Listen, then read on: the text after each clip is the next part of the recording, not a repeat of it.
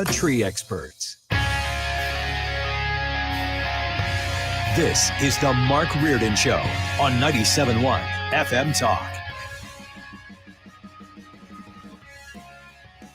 Good afternoon. Welcome to a Tuesday afternoon edition of the Mark Reardon Show. Just try to keep up, Ethan. That's all I'm saying. Fred's not here. Listen, I'm not a Hall of Famer, all right? So your expectation should automatically be lower the second that he leaves the state of That's fair. right? That's Totally How about old fair. Fred Bottenheimer over there, ladies and gentlemen? No, I was just saying, like, usually when I sit down here at the old console to start the show, Fred has always done this, and there's no way that I could talk him out of this. Like, I could, you might say when I tell you this story, well, just tell him not to do this. It doesn't matter. You know him well enough. So he's going to give you a stack of papers. Right. We get the, like, this would be called, what's this called? Like the rundown, Yeah, right? It's the show sheet. It's the secret to everything. So the host comes in, has no idea what's going on in the show, and then they show him the show sheet. Now, that's not exactly how it works. There's a collaborative effort, right?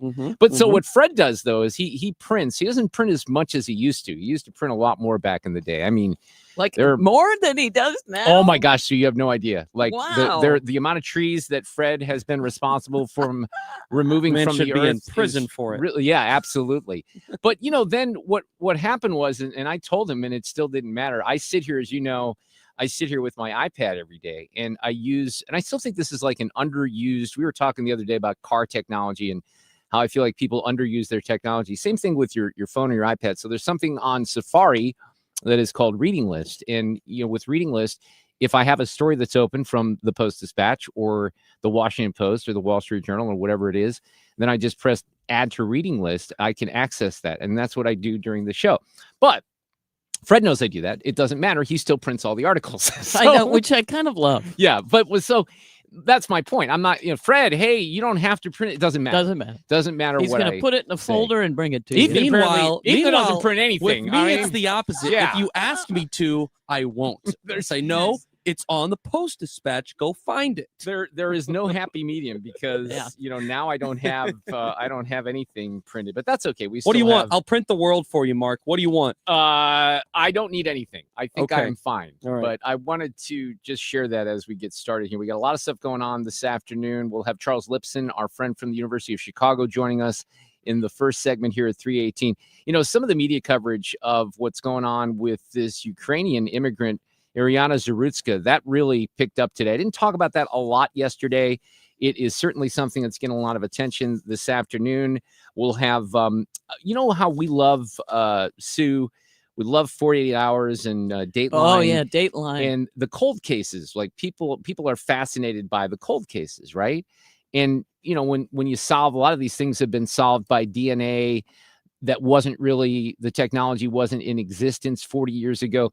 So I don't know if you heard about this. There was a piece that was in the Post-Dispatch, and Chief Fitch, who is a regular on the roundtable, former St. Louis County Police Chief. Of course, he is also a former St. Louis County Councilman. He does consulting work around, the globe, literally around the globe. So they had a news conference yesterday, and Melissa Price Smith is the new St. Louis County prosecutor, right? She replaced Wesley Bell when Wesley went to Congress. And I don't know a whole lot about this collaboration, but Melissa, who's going to join us, I think, Ethan, we have her set up for tomorrow, right? Tomorrow at 3:30. And she's going to come in studio. So what they're doing is they're reopening a cold case homicide from 1980 that occurred at a Dairy Queen not too far from where I lived at the time. This was at 15850 Clayton Road in Ellisville. So I think it was like closer to Clayton and Clarkson. And it says at April 24th, 1980, and I don't remember this case. Okay, I was here living in St. Louis at the time. This is my first spring in St. Louis because we moved here in 1979. So it said on April 24th, 1980, police responded to a call just after 7 a.m. from the then owner of Dairy Queen, who reported finding the night manager deceased. Responding Ellisville officers determined that the victim was Margaret Marge Marie Walsh, age 47, of Baldwin. The victim had been shot, and this happened in the office area of the store that was ransacked. A small sum of money was missing, and then it says she left behind 3 children, ages 16, 18, and 21. So in the news release for this, they're reopening this as a cold case. They say that the St. Louis Area Major Case Squad was immediately called in at that time, and they had numerous leads, but they didn't make an arrest on that. So I don't know if there is new information that's come forward or if they're just making an effort to go back and, find out if we can find new information about this, but we'll find that out from Chief Fitch, who will be joining us after 5 o'clock this afternoon. So I went and saw Lara Trump last night. How was that? I thought she was great. I really did. I'm a fan of hers. I've been a fan of hers since the first administration. She was kind of the co-chair of the RNC last year. She was part of the Make Missouri Pro-Life Again event last night at the St. Charles Convention Center. Congressman Bob Onder was honored as, I think it was more or less a Lifetime Achievement Award. He was not there. His wife accepted for him. He's busy in Washington, and he will join us in just a little bit at 4:30 to talk about last night and, what's going on in Washington. Now, I don't know how many people know this, and this gets confusing, I think, for voters, Sue, but what's going to happen is next year, and we covered this in the spring, but, the spring was several months ago, there's going to be another Amendment 3 next year. All right. Okay. So Amendment 3 was the pro-choice ballot amendment from last fall, which cleared and basically made abortion on demand legal here in Missouri. So what Republicans did, and some of this makes me just a little uncomfortable because, then it gives the left an opportunity to say, see what you're doing here is you're undoing the will of the voters. But they went in and they crafted legislation to kick it back to the voters next year, probably August of next year, which has language in there that is very different than. I was going to say, wasn't the verbiage a little confusing of the first round or not? Yeah, I think so. But I think what happened was beyond the confusion, there was a lot of concern that it really did, allow abortion all the way up till birth. Now, the left wants to deny that. So what they went in and did is they created a compromise. So the compromise, because a lot of people, and I get this, would say, wait a second, you're not allowing for any exceptions for, if you're pro-life. You don't even want to give an inch, and you won't say exceptions for rape and incest, which to many people, that seems unreasonable. And when they went in to craft the new bill and they came up with language, again, that people will vote on next year, they included an exception for rape and incest. And it was even stated last night at the event, we didn't really want to do that, but we felt like we had to because of the way where we are with the whole issue. So we'll talk with Bob about that a little bit in the next hour. Let me talk a little bit here about Ariana Zarutska. And Sue, I don't know if have you seen the video of this? It's awful. No. So this young woman, blonde, blue-eyed woman, she's from Ukraine. She actually, this is the great irony. I heard Trey Gowdy talk about this a little earlier. She survives Vladimir Putin. She comes to Charlotte, North Carolina. And there is this degenerate who is on, some of this, Ethan, you've seen some of this. There's all kinds of angles from videos outside of this light rail car, inside. And what you see is Ariana walks to her seat, comes on the train with this other guy, and he's in a hoodie behind her. You can see him holding the knife on one of the videos where he walks into the train. All right. So you see the knife. Oh, geez. Now that you know it's a knife. And he literally gets up and just stabs her in the throat.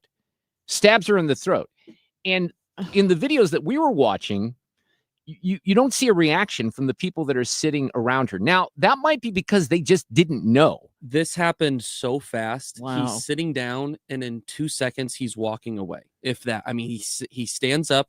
He hits her quickly, and she doesn't even know what happened. She looks very startled, right? But she's just sitting there, very crouched up, and then she starts bleeding out, and then she begins bleeding. And then what we know is that there's another guy, and this is a white girl. There's a young African American guy. They're trying to find him right now because he did everything he could to try to save her. He took his shirt off and wrapped it around her, and I mean, some of this is so disgusting because Ethan, I don't know if you've seen these videos.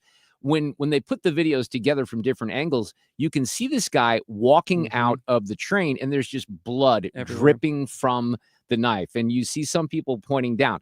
Well, the reason that this has become, there's several reasons this has become a national story. Well, let me get to this first, and then I'll come back and tell you. But this is Carolyn Levitt talked about this today. President Trump had something to say about this. This picked up a lot of steam over the weekend, and the way the story is being covered is part of the story now. But here's Carolyn going on about this morning, just a couple hours ago. Today, I would like to address the tragedy that has not received nearly enough media attention, the brutal murder of Ariana Zarutska. Here are the facts that many outlets have shamefully and intentionally failed to report until President Trump drew attention to it. On August 22nd, Irina Zarutska was stabbed to death on the rail system in Charlotte, North Carolina, by a savage career criminal. This is a public transportation system that many in the area use every single day to go to school and work. Irina was on the train that night traveling home from her job at a pizzeria, still in uniform from her shift. This beautiful, innocent 23-year-old young woman was a Ukrainian refugee who had recently fled her country for a chance at a safer life and a promising new beginning here in the United States of America. How about that? So then you get to, and so this should be somewhat relatable to us here in St. Louis from a very sad perspective. And let me explain that a little bit. DeCarlos Brown Jr. is the guy that was arrested here. And let me give you a couple of facts on him. Here's Carolyn. The most enraging and unacceptable part of this story is that her death was entirely preventable. DeCarlos Brown never should have been on that train that night. In fact, he should have been behind bars. DeCarlos Brown has been charged with crimes no fewer than 14 times, dating back to 2011, including for armed robbery, felony larceny, breaking and entering, and shoplifting. It goes on. And here's what this reminded me. Does it remind you of anything here in St. Louis? Daniel Riley, the guy who took the legs literally off of Janae Edmondson's body several years ago, because here's the similarity. Now, that guy wasn't arrested 14 times. This is even more, egregious. But Daniel Riley should not have been out. We know that. Now, he's going to be in prison for a long time, hopefully up to 20 years. In this guy's case, DeCarlos Brown, Sue, if you haven't seen the montage of the pictures, there are literally 14 mugshot pictures that have been, montaged together because this guy was arrested so much. He was arrested in January and he was let go almost immediately with no cash bail. I was going to ask you if that was a issue. No, he needs a social worker. This poor guy, right? He doesn't need any kind of police or any kind of criminal investigation. No, he just needs a social worker. So one of the angles of this, and this is where it kind of gets to the coverage, is outside of right-wing media, conservative media, the New York Times, the Washington Post, you name it, they were dead silent on this over the weekend. Jeez. Most shamefully of all, the majority of the media, many outlets in this room, decided that her murder was not worth reporting on originally because it does not fit a preferred narrative. So then what they do is, and here's Brian Stelter on CNN, they're not covering the story. They're not covering the brutal stabbing of this young woman. They're covering the way the story is being covered and handled by right-wing media.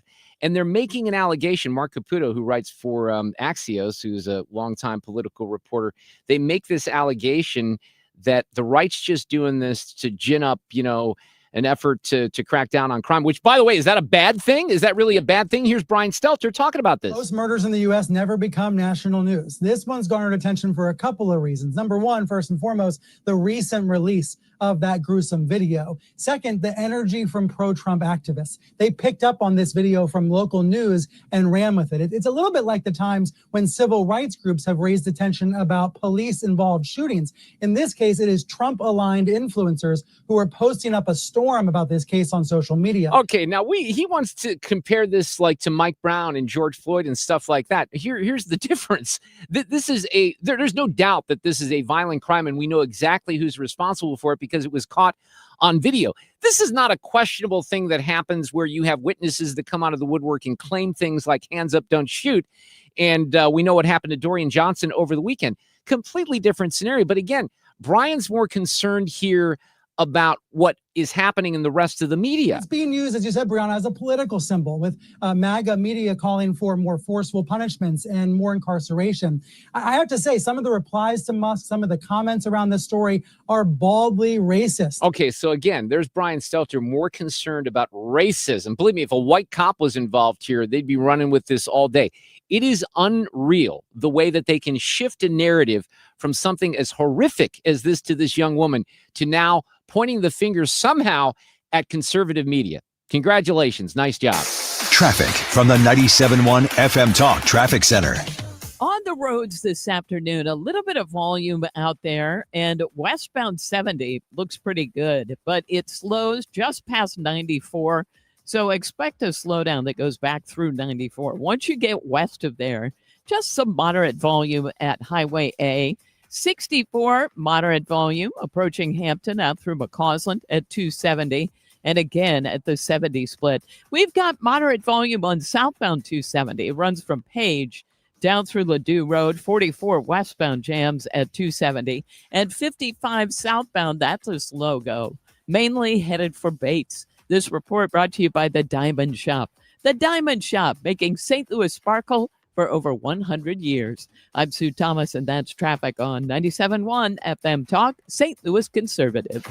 You know, it was just around this time last year when I contacted Mike Reynolds from Michael's Flooring Outlet at igotfloor.com and said, hey, we got a project that we need some help with. We're going to take some carpeting out of 2 rooms in the upstairs, my daughter's room, the room across, and we would like to put hard flooring in there. What are your thoughts? And he sent me some, possible options. And we had there's a company out there called Paramount, and very great flooring, good quality, budget price, I would say, because I always like to emphasize you can do this on a budget. And Mike and I did this mostly on text messages and emails, and then they had the installer come over. I was out of town that weekend. It looked fantastic. It still looks fantastic. We even did a room downstairs because we had some leftover product. They can help you right now, and you can even order some samples online with the code 3FREE. Now, it's recommended that you go into the store. They have 3 great locations. They're open every day except for Sunday. Old Town St. Peter's and Darden Prairie, also in Creve Coeur on Olive. The website, igotfloor.com for Michael's Flooring Outlet. If you're considering an annuity as part of your retirement plan, we need to talk. Hi, I'm Bob Stockdale, Senior Vice President Investments with the ClearPath Wealth Management Group at Stifel, and host of On the Money, Saturday mornings at 11 on 97.1 FM Talk. Annuities can be a useful tool for some retirement investors, but not all annuities are created equal. Every week, we meet clients who own complex annuities that don't suit their needs and, in some cases, actively undermine their retirement plan. Before you purchase an annuity, get a second opinion from the ClearPath Wealth Management Group at Stifel. Requesting a consultation is free of charge. To request a free consultation, contact us at clearpathinvesting.com. That's clearpathinvesting.com, or call us at 636-695-2650. That's clearpathinvesting.com or 636-695-2650. Stifel Nicholas and Company Incorporated, member NYSE and SIPC. One of the biggest gifts you can give your family is peace of mind. That's why I trust and recommend Civia Law. They've helped so many families, including mine, right here in our community with estate planning, wills, trusts, powers of attorney, and elder law issues. I've seen how stressful it can be when a loved one passes without a plan. Families are left confused, sometimes tied up in probate court, and it can cost so much in time and money. But with Civia Law, you don't have to worry about that. They'll walk you through everything and even deliver your completed documents in just 2 weeks from your first appointment. And here's something special just for you. Mention the Annie Fry Show, and the first 10 listeners right now will get a free strategy session. That's a $300 value. 833-995-WILL. Just be sure to mention the Annie Fry Show when you call. Civia Law has 7 convenient locations across Illinois and Missouri, including in Edwardsville, Swansea, and Creve Coeur. Secure your legacy and protect the people you love. Call 833-995-WILL. That's 833-995-WILL, or visit civialaw.com. Reardon's back. Smarter talk for the Show Me State. 97.1 FM Talk, St. Louis Conservative. Bill O'Reilly on the show tomorrow afternoon.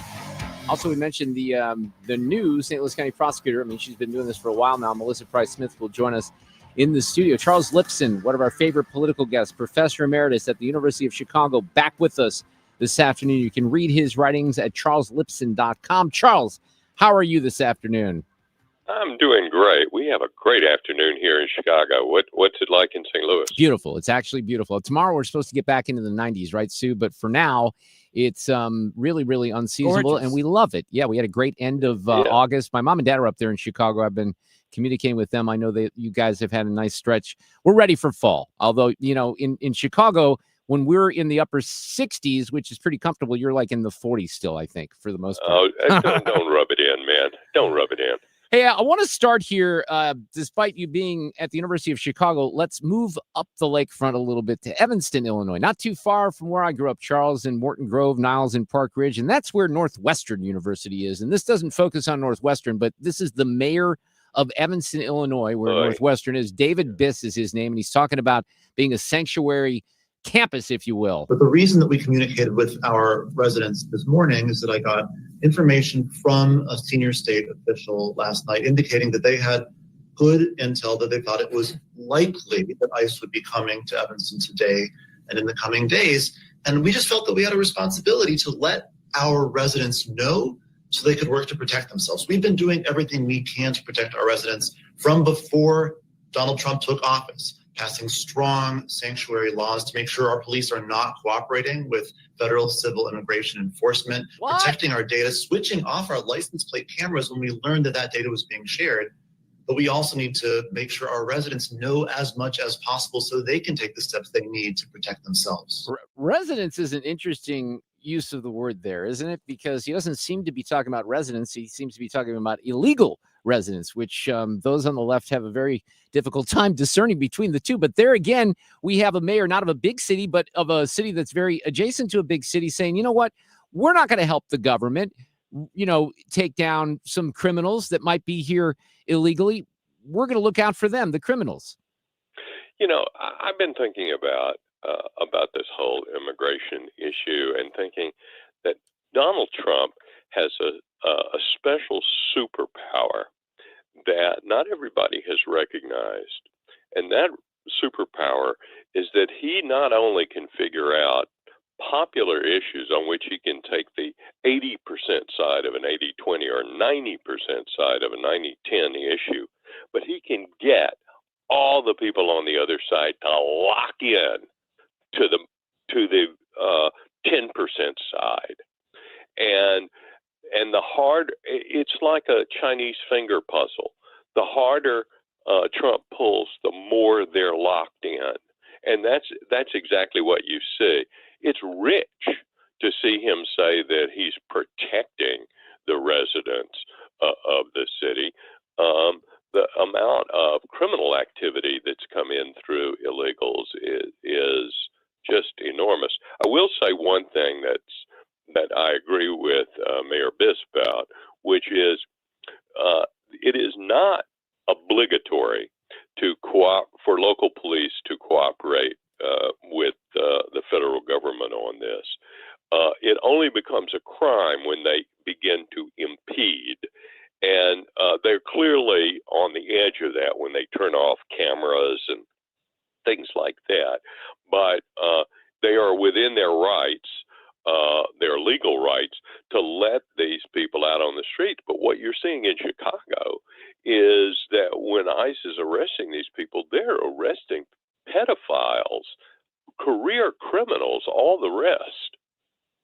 Well, and I have some interesting audio from Mika Brzezinski at MSNBC that kind of correlates and ties in to that, because here again, what happens is you have all these examples. We had a real life example from a few weeks ago. You and I might have even talked about it, where there was a reporter in DC from Channel 4. I can't remember which affiliate that is in DC. And she was doing a story and then happened to catch on video this guy that's screaming for his life. ICE is taking him into custody, and he's not done anything wrong. He's just like the Maryland father.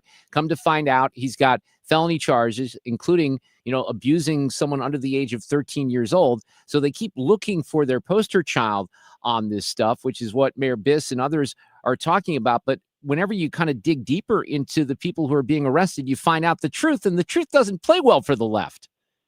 That's exactly right. I mean, there are people who've been in the country illegally for many, many years, committed no crimes other than coming into the country illegally.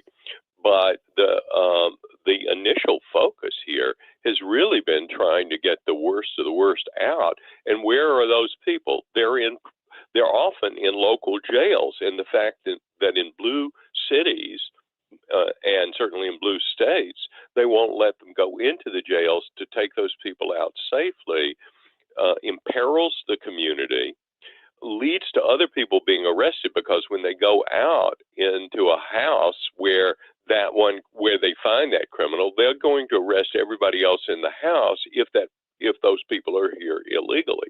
So it's just an awful situation, but it's also a situation that the American public, I think, really understands. This will increased safety. I should say that it's not only illegals that are committing these crimes. This story about the stabbing on the Charlotte I just talked North about Carolina that. train, Right. That guy was not illegal, but we have these no bail, no cash bail policies. We have people who are career criminals let out time after time after time. Yeah. And we have people who are clearly mentally ill let out on the streets. And I mean, public safety is the number one obligation of our governments. We want it to be done within the law. We want it to be done according to democratic lawmaking, but we want safety. And I don't have to tell people who knew about what happened in Ferguson about Right. that. Well, and we've got multiple cases from here, but here's the other thing about that case, and I just kind of spent some time on it during the monologue. So part of the angles of that case, and the video just came out. The crime took place, I think, on August 22nd. So the video comes out, and a lot of people jump on it for obvious reasons. It's horrific, and you're cutting it off before the actual stabbing, but it doesn't matter. You can see what happened in the aftermath, and it's terrible. But then the media decides they're not going to really cover that story until they want to cover it, but they don't want to cover the crime aspect. They don't want to talk about the guy that had 14 mugshots. They want to talk about MAGA and how right-wing conservative media is talking about that story and how they're trying to gin up all this anti-crime sentiment as if that's some sort of bad thing and something we should be ashamed of to focus on public safety. It's really quite something when you think through it, Charles. I'm in total agreement with you. Sometimes I feel like the mainstream media covers this story, meaning that they cover it with a pillow until it stops breathing. And that was the case here. The mainstream media completely ignored it. So did city officials in Charlotte. That's a good point. They refused to speak about it. And now the Trump administration has jumped on it because they have a very good sense that this is not an issue that Democrats want to defend. It was their public policies that allowed this to happen. It was their judges. And the fact that this woman was a refugee from a war zone. Right. Yeah. By the way, it becomes a racial crime because of what the guy said as he left the car. Oh, I don't know about that. What did he say? He made it clear that he had stabbed her because she was a white woman. Oh, you know what? I didn't hear about that nugget. That's very interesting. Well, that's a hate crime, right? That should be talked about as a hate crime, but it's not going to be. And the mayor of Charlotte goes out there and basically starts talking about mental health, doesn't offer any empathy or sympathy to the victim, but to the career criminal, which was absolutely a nice touch. No. And there's dangers in involuntary commitments because given the kind of government that we fear, you could have governments trying to commit you for other things. I mean, look, we have in England now people being arrested for flying their national flag. In Ireland. It's unbelievable. It really is. That was a story I didn't cover last week. But yeah, it was deemed hateful because they were flying their actual flag of their country outside of their homes. And it was deemed hateful to immigrants. And they didn't want them to take it the wrong way. A guy was arrested for reading the Bible in public. So this is there is a real problem of state overreach. Now, they would say somehow, and by the way, what was the rationale for for arresting the guy who read the Bible? Someone had been made anxious by it. If that's the criteria, I mean, good Lord, how could you teach a class? It's horrific. And, I know that you wrote a column recently about Graham Linehan and Nigel Farage testifying last week. I covered that quite a bit on the show. It's horrifying. People need to know about what's happening across the pond. And I really can't believe it's happening in the UK. But we have example after example. Charles in Lipson. Canada. Yeah, in Canada lot of too. It happened in Canada as well. Yeah, well, that doesn't surprise me as much, maybe. But we, whether it's New Zealand or Australia during COVID or some of the things they did in England, I mean, some of this stuff is still shocking to those of us who feel like other democracies have a fair amount of freedom, but apparently not these days. Charles, always great to have you on. You can find more at charleslipson.com. You have a great week. Thank you, All Mark. right, take care. Traffic from the 97.1 FM Talk Traffic Center. We've got, it looks like a stall reported, and this one is eastbound 44 near Jefferson. Watch for that on the right-hand side. But at this hour, it's just the usual volume on northbound 55. It's fine. Southbound is lined up, and it's mainly approaching Bates. If you're headed into Illinois, there's a little bit of moderate volume on eastbound 6440, but it's fine on the Poplar itself. Now, westbound, it's moderate volume. Kings Highway out through McCaw's on a little slow at 270 through Chesterfield Valley, and 70 westbound looks pretty good. It's slowing west of 94, opens up again, slows at Highway A. And southbound 270, most of the volume there is right at Olive. This report is brought to you by Lakeside Renovation and Design. For over 25 years, they've been St. Louis's trusted choice for transforming homes inside and out. Windows, siding, kitchens, baths, outdoor spaces. They deliver quality craftsmanship backed by lifetime warranties. Visit lakesiderd.com to start your dream project today. I'm Sue Thomas. That's Traffic 97.1 FM Talk, St. Louis Conservative. I want to guide you into some exceptional legal help with Susan L. Ward, who is a family practice attorney, has a firm here in St. Louis with a ton of experience. They've been doing this for a long time. That is really, really important. You want, and I think you can make the case for all areas of the law. But having gone through this myself a couple of decades ago, it's a very tricky area in particular because of the situation you might have with kids. Now, even if you don't have kids and you're going through a divorce, that can be tough. With kids in particular, it's harder probably. And then you get child support issues and grandparent visitation. All these things come into play, which is why you want experience. And that's what you're going to get with Susan and the team. One example is she's rated AV preeminent by Martindale-Hubbell. Now, that's the highest peer rating that an attorney can receive. It shows that an attorney has reached the height of professional excellence. And Susan does, the distinction of being the youngest family law attorney in Missouri to be awarded that AV rating. So if you need their help here in St. Louis, here's the number. Oh, by the way, brand new office in De Paris, brand spanking new at 270 in Manchester, right in that area. 314-783-9400, the website, stlfamilylaw.com. Your biggest choice in home restoration is, who do you trust with your home, your most valued asset? Few can match Banner Construction's experience and dedication to excellence. Banner is an elite preferred James Hardy contractor and Pella Window specialist. Restoration is a one-time opportunity to have Banner's design team show you architectural options to make your home the neighborhood showcase. Call for a free consultation, 314-569-1050. Now hiring qualified carpenters.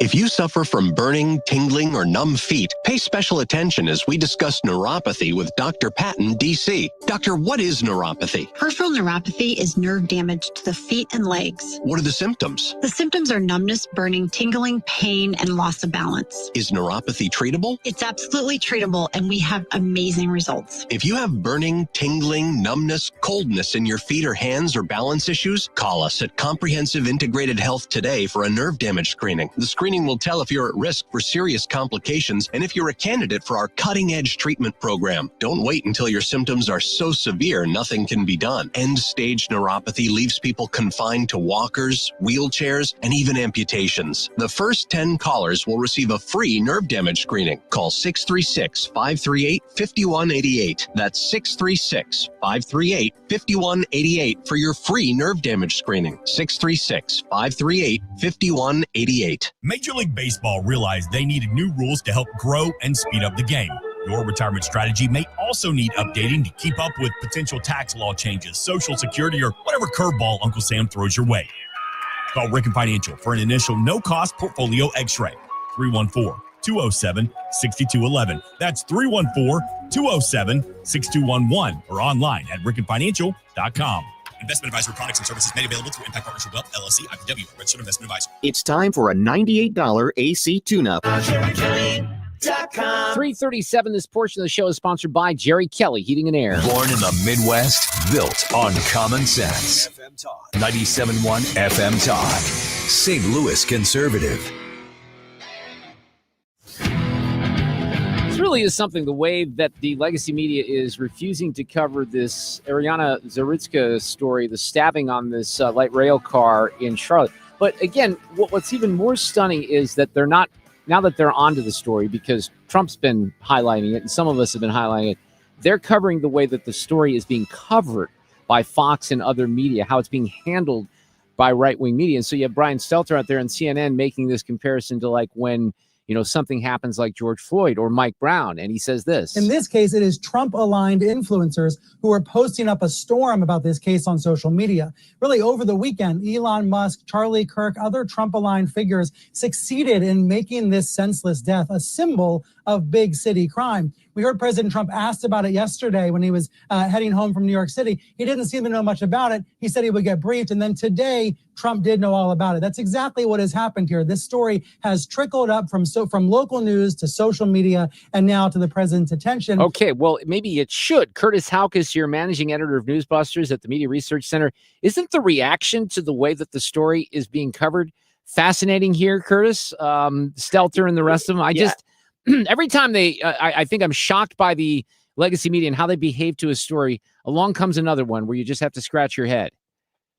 Yeah, I mean, Mark, a couple things about this. Number one, friend Leland Vittert on News Nation last night said this in his monologue. People making a big deal out of something like this means they care. Yeah. How about that? How about that? that? There's not some racist ulterior motive, that people identify a problem, and that's how, to talk about the civil rights movement or whatever, like he says, this is how change happens. This is how change has happened in our country. People are mad about something that's wrong in society, and then they want to do something about it. Okay. So that's number one. Number two. But along these lines, in this case, there's two things: a brutal murder where a young woman is stabbed on a light rail car. But the fact that the guy who did the crime has been arrested 14 times and released even as recently as this January with cashless bail. So there's a couple of angles, but go ahead, continue. I know you had more to say. No. My second point was just that, I'm so glad I get to talk to you today about this, because more than probably anyone else that you meet with, you and I understand and have compassion for people who are open and honest and struggle with their mental health. That's right. That is not what's going on here. You reach a point where someone has been arrested 14 times. He has been committed. He had been committed before. There was no attempt to really try and solve this. And instead, we have CBS News, their third hour of their morning show, CBS Mornings Plus, had a segment with a former NYPD official and a police official on Long Island, and a KFF Health News person who was their medical contributor for CBS, argue that no. The story here is that the suspect here was failed by society. Not that the woman died. Yeah. She was failed by society because we didn't spend enough money to help this guy. We didn't get him into a group home. We didn't get him a job. We didn't talk to him nicely about please don't do this again. Please don't be a creep. No. That's the argument that we're hearing from some quarters of the media, and it's disgusting. It's pathetic. It's good politically for Republicans and President Trump to have the left do this, but it is not good for society to have one side of the aisle that is this far unhinged from basic reality. I just can't believe that we can't get together on a couple of simple things, like a brutal murder of a young woman on a light rail car where a guy's been arrested 14 times, and you see this montage of all his mugshots, and who isn't going to be offended by that? We had a terrible case here in St. Louis where there was a guy named Daniel Riley who should have been behind bars. Now, it wasn't as egregious as this from the standpoint that he didn't have as many charges, but he ended up literally having an accident downtown St. Louis, which took the legs of this young girl from Nashville who was here for a volleyball tournament. Her name was Janae Edmondson. And that was the crime, because you'll know the tie-in here, Curtis. That was what eventually led to more of a microscope on Kim Gardner, our former circuit attorney, and finally got her booted out of office. But it took something like that for a young woman to lose her legs for the rest of her life. Exactly. And that's really the issue that we have here, that we're saying we've decided as a society, that we've decided the powers that be, these no cash bail, these pro-criminal DAs, they've decided that, the only time they're actually going to do something is when they've been thoroughly embarrassed and a young person, or just any human's life, was prematurely altered, permanently, or ended. I mean, it is disgusting. And it's a sad commentary about we as a society that, unfortunately, for those that can stomach it, the full video was released in a few places today. But the takeaway from that part is how so few people did anything about it. Now, some might say, oh, this is a Neely Penny issue like in New York. No. This is well after the guy walked away. The guy walked away. I'm and people confused by it because there's a couple of people sitting around and they just act like nothing happened, which I don't know if they missed something. And then there is finally somebody, but it takes more than a minute for someone to come to her rescue as she's literally bleeding out. Right. So it's not like you just, and she's screaming. So it's not like this was a kind of somebody used a silencer or whatever, and somebody just fell over point blank and there wasn't blood anywhere. And it was just, it's scary and it's pathetic commentary that this is where we are, that no, it's mental health and it's government spending. We need to spend more money on the problem. It's incredible to me that all these years later that they are trying to do this and also frame it as a race issue. That was the other thing that Stelter and the crew have been doing, trying to argue that this was a race issue. And Abby Phillip on CNN Thunderdome last night tried to say people get murdered all the time in America, every day in America. It's just that this one getting a lot of attention. It's just like, people she get did murdered. Not say I guess that shouldn't surprise me that she said that, but good Lord. People get it's the same argument that they use against President Trump taking action in Washington, D.C. and other U.S. cities, or these plans to, which is, people get mugged every day. Like this somehow a price to pay for living in a society. That's what J.B. Pritzker said, walking along Lake Michigan with his fat belly hanging out, talking to someone from CBS News last week. All right, speaking of CBS, I have to get your opinion here. Curtis Houck is the managing editor of Newsbusters. There's more than just some strong rumors out there that there's going to be an acquisition of Barry Weiss's Free Press, the FP.com, an outstanding source of real journalism. And not only will there be an acquisition by Paramount, but that Barry Weiss, who left the New York Times in a very public fashion to start the FP, might be in charge of the CBS News division, which would be potentially a blockbuster story in the world of media, Curtis. Yeah, I would say first thing, this is all, again, just like Elon Musk getting upset about the Babylon Bee being banned. That's why he bought Twitter and where we are.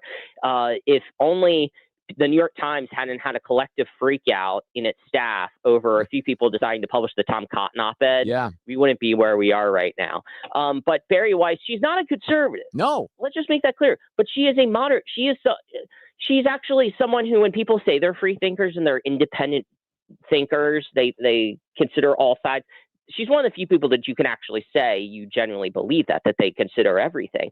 And so she would bring a much needed change to CBS News. We saw this with the Ta-Nehisi Coates, Tony DeCopel thing. She talked about that, ironically, looking at CBS, just wondering what is going on. Well, now she's going to get a look under the hood. And this part is official. CBS has hired the former head of the conservative Hudson Institute think tank to be their ombudsman. Ooh. And he deleted a tweet yesterday along with his entire account praising Tony DeCopel for asking Ta-Nehisi Coates a series of tough questions. And his tweet, in essence, I don't have it in front of me, but the essence of it was, has Tony DeCopel saved CBS's News' legitimacy? And of course, he deleted that along with his entire account. So that's where he's coming into with this. And all the right people are freaking out. We're just simply asking for balance. We're not asking for them to become a Fox News on a broadcast network. We're just asking for some real balance and lack of partisan hackery on this network. Yeah, and I go to the Free Press every day. There is plenty of criticism that is leveled at this administration and this president by the reporters at the FP, but they do it, I think, in a balanced and fair way, and they expose things that are going on out there that nobody else is covering. That's the thing. They go into great detail and they do some actual reporting that does not seem to be agenda driven, which is, I think, what we're looking for. Look, I've said this to you before, and this maybe reminds me of the closest situation we potentially could have to Tim Russert. I still miss him every Sunday. It was must-see TV on Meet the Press, but there's no one out there really kind of doing what Tim Russert used to do outside of maybe Barry and the team at the Free Press. Yeah, I was going to say, including my friend Gabe Kaminsky.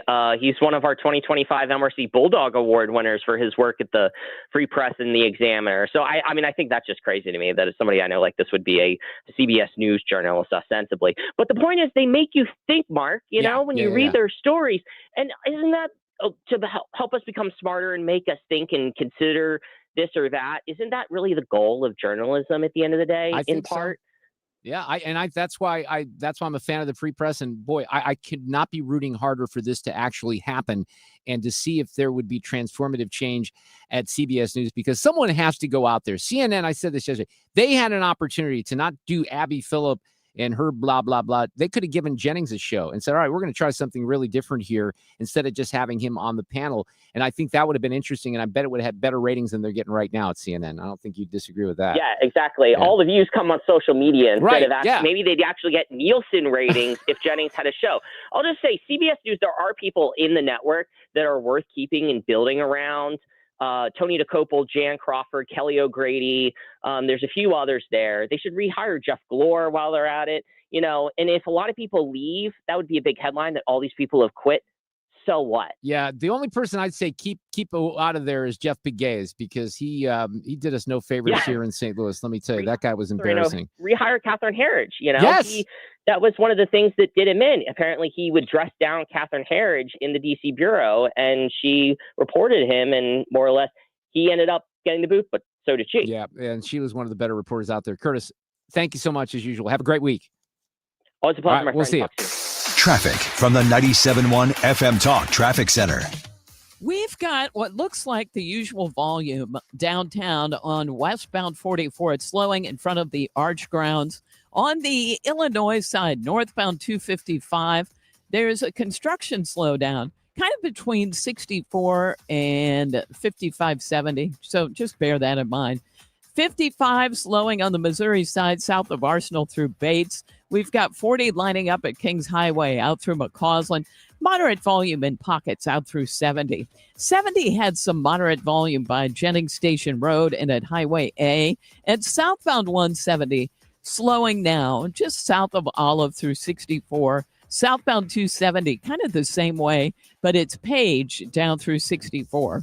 And other than that, we're actually in pretty good shape. This report brought to you by Barron Mirror Glass and Door. They have the largest, most beautiful showroom in all of St. Louis. It's full of the latest, most custom designs. It's in Chesterfield Alley. And there you'll see why they say creativity unlimited, quality unsurpassed. I'm Sue Thomas, and that's traffic on 97.1 FM Talk, St. Louis Conservative. Well, I want to share some good word about the Missouri Athletic Club. I often play racquetball. I got a date on the schedule for this Thursday for the league. I took the summer off, back in it for the fall. I talk about the Charitable Society for Children, which chooses 3 charities each year through fundraising, donations, and volunteer opportunities. And a few weeks ago, this was extremely successful. It was the morning of Saturday, August 16th. A lot of members met at the West Clubhouse to fill the MAC shuttle with donations for KidSmart, and they're located in Maryland Heights. They took them over a couple of days later. There's actually going to be an opportunity for members to really see in person when the kids' faces react to the backpacks and the things that are donated. There's a day coming up in Thursday, October 16th, where you can actually be a part of that. There's an email in the latest edition of the the MAC magazine where you can get in touch with Elizabeth Brown and register for that, because that'd be a pretty cool opportunity to see what the kids actually look like on their faces when they get gifts. It's always something that is a fine part of what the MAC does, and we're already taking nominations for next year as well, and you can find out more at mac-stl.org. Scott Jennings here. I'm excited to be part of the St. Louis conservative conversation, cutting through the noise with unfiltered common sense. Scott Jennings. Weekdays at 8 p.m. on 97.1 FM Talk.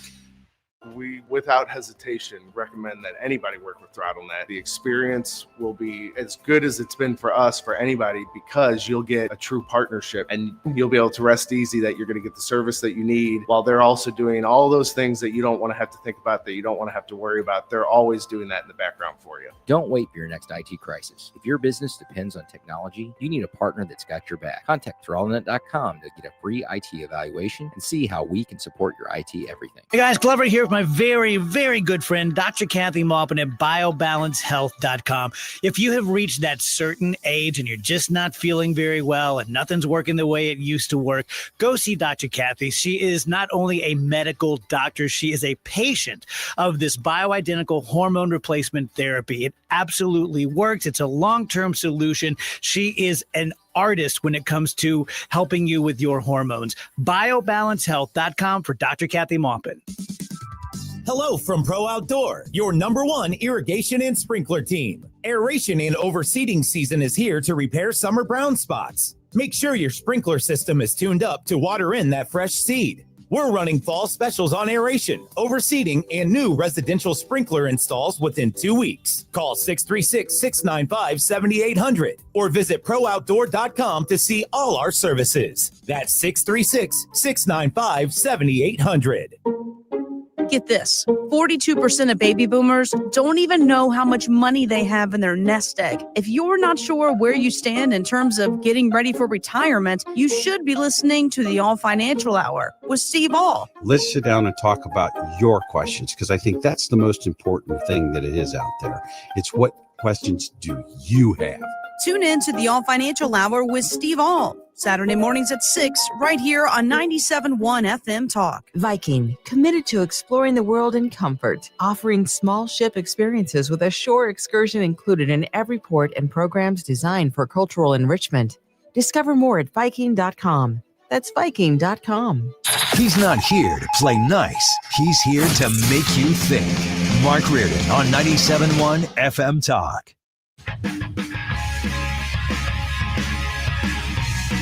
We did this kind of fun thing with our friend George Gray from The Price is Right. He was here a couple of weeks ago. We played The Price is Wrong, Mark. It was a game that he invented as the voice of The Price is Right, working with Drew Carey.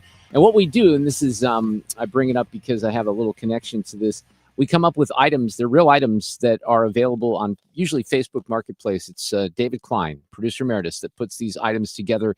And then Sue and Fred and I all bid on them, not unlike the real game show, The Price is Right. After the top of the hour, I have a pretty cool story about a guy who tried to make $1,000 on Facebook Marketplace with a bunch of free stuff.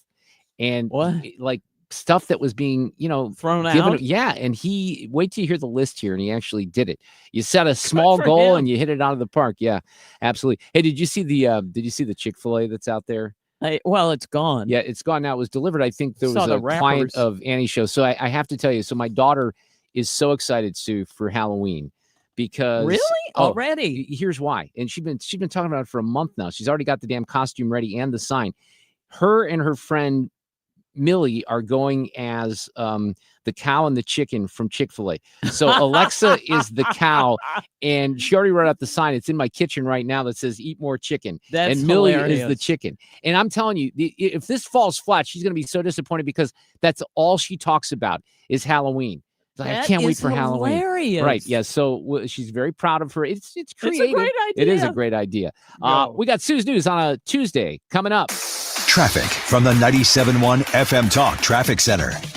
Oh, I kind of love that. Okay, on the roads this afternoon, we've got the usual volume on southbound 55. So just a little bit past Arsenal down through Bates. 44 is slow in front of the Arch Grounds downtown. 64 lines up approaching Kings Highway out through McCausland, and then some slow pockets approaching. It's just Lindbergh out through 270 and a little in Chesterfield Valley. It's that kind of thing. Some volume here and there. Same thing with 70 at Jennings Station Road, a little bit past 94. And southbound 270, a little bit slow now, and it's mainly Page down through 40, but it's also slowing at 44. This report brought to you by Overhead Door Company of St. Louis. Your garage door is always there for you, rain or shine. Are you taking it for granted? Is it screeching or whining for attention? For same-day service, call 314-781-5200 or schedule online overheaddoorstlewis.com. I'm Sue Thomas, and that's traffic on 97.1 FM Talk, St. Louis Conservative. This report is sponsored by Overhead Door Company of St. Louis. Celebrate September with Zero Res and get 3 rooms of carpet cleaned starting at just $129 and take $75 off your air duct cleaning. Book online at ZeroResSTL.com. Take advantage of these huge savings. Spell it forward or backwards, it spells the same, Zero Res. This is Todd Krentz with Krentz Financial Group. For over 6 decades, we've helped St. Louis families and businesses plan with purpose and live with confidence. We work closely with professionals in healthcare, from doctors and nurses to medical sales in biotech and pharma. Our team helps you navigate complex financial decisions like retirement plans, disability insurance, consolidating old 401ks, and understanding stock options or RSUs. We make the process clear so you can focus on what you do best. Your goals, our mission. Start today at kfgadvisors.com. Securities offered through Raymond James Financial Services. Member FINRA/SIPC. First Financial Group is our broker-dealer. Since we have lawyers in all 50 states, I see and hear lots of lawyer ads. It seems that most are bragging on what they got their clients. But be careful. If you heard that someone sold their car for $500,000, you would be impressed. But if you later learned that it was a rare $10 million Ferrari, would you say that person got screwed? And that's before you even know if it's true. Who is fact-checking? And how much went to medical bills and lawyers' fees? If you want to get an idea what your case may be really worth, visit forthepeople.com and go to settlements and verdicts. You will see what a law firm like ours is capable of. And fact check for yourself. All that glitters is not gold. We became America's largest injury firm for a reason. We won big, a lot. At Morgan & Morgan, we represent consumers. Morgan & Morgan, forthepeople.com. Injured? Dial pound law or visit forthepeople.com for an office near you. It all comes down to this, folks. Yep, the entire season is on the line. But my throat has officially thrown in the towel. Sounds like you need Vicks VapoCool drops. They're max strength and vaporize sore throat pain. Whoa! These VapoCool drops hit fast. Speaking of fast, did you just see that play? Yeah, he vaporized that ball. That pun should have come with a penalty. Vaporize sore throat pain with Vicks VapoCool drops. Use as directed. eBay has reinvented vehicle buying. From click to curb, everything's covered. Ever try to buy a car online and end up in a parking lot with a stranger and some blind trust? That era is over.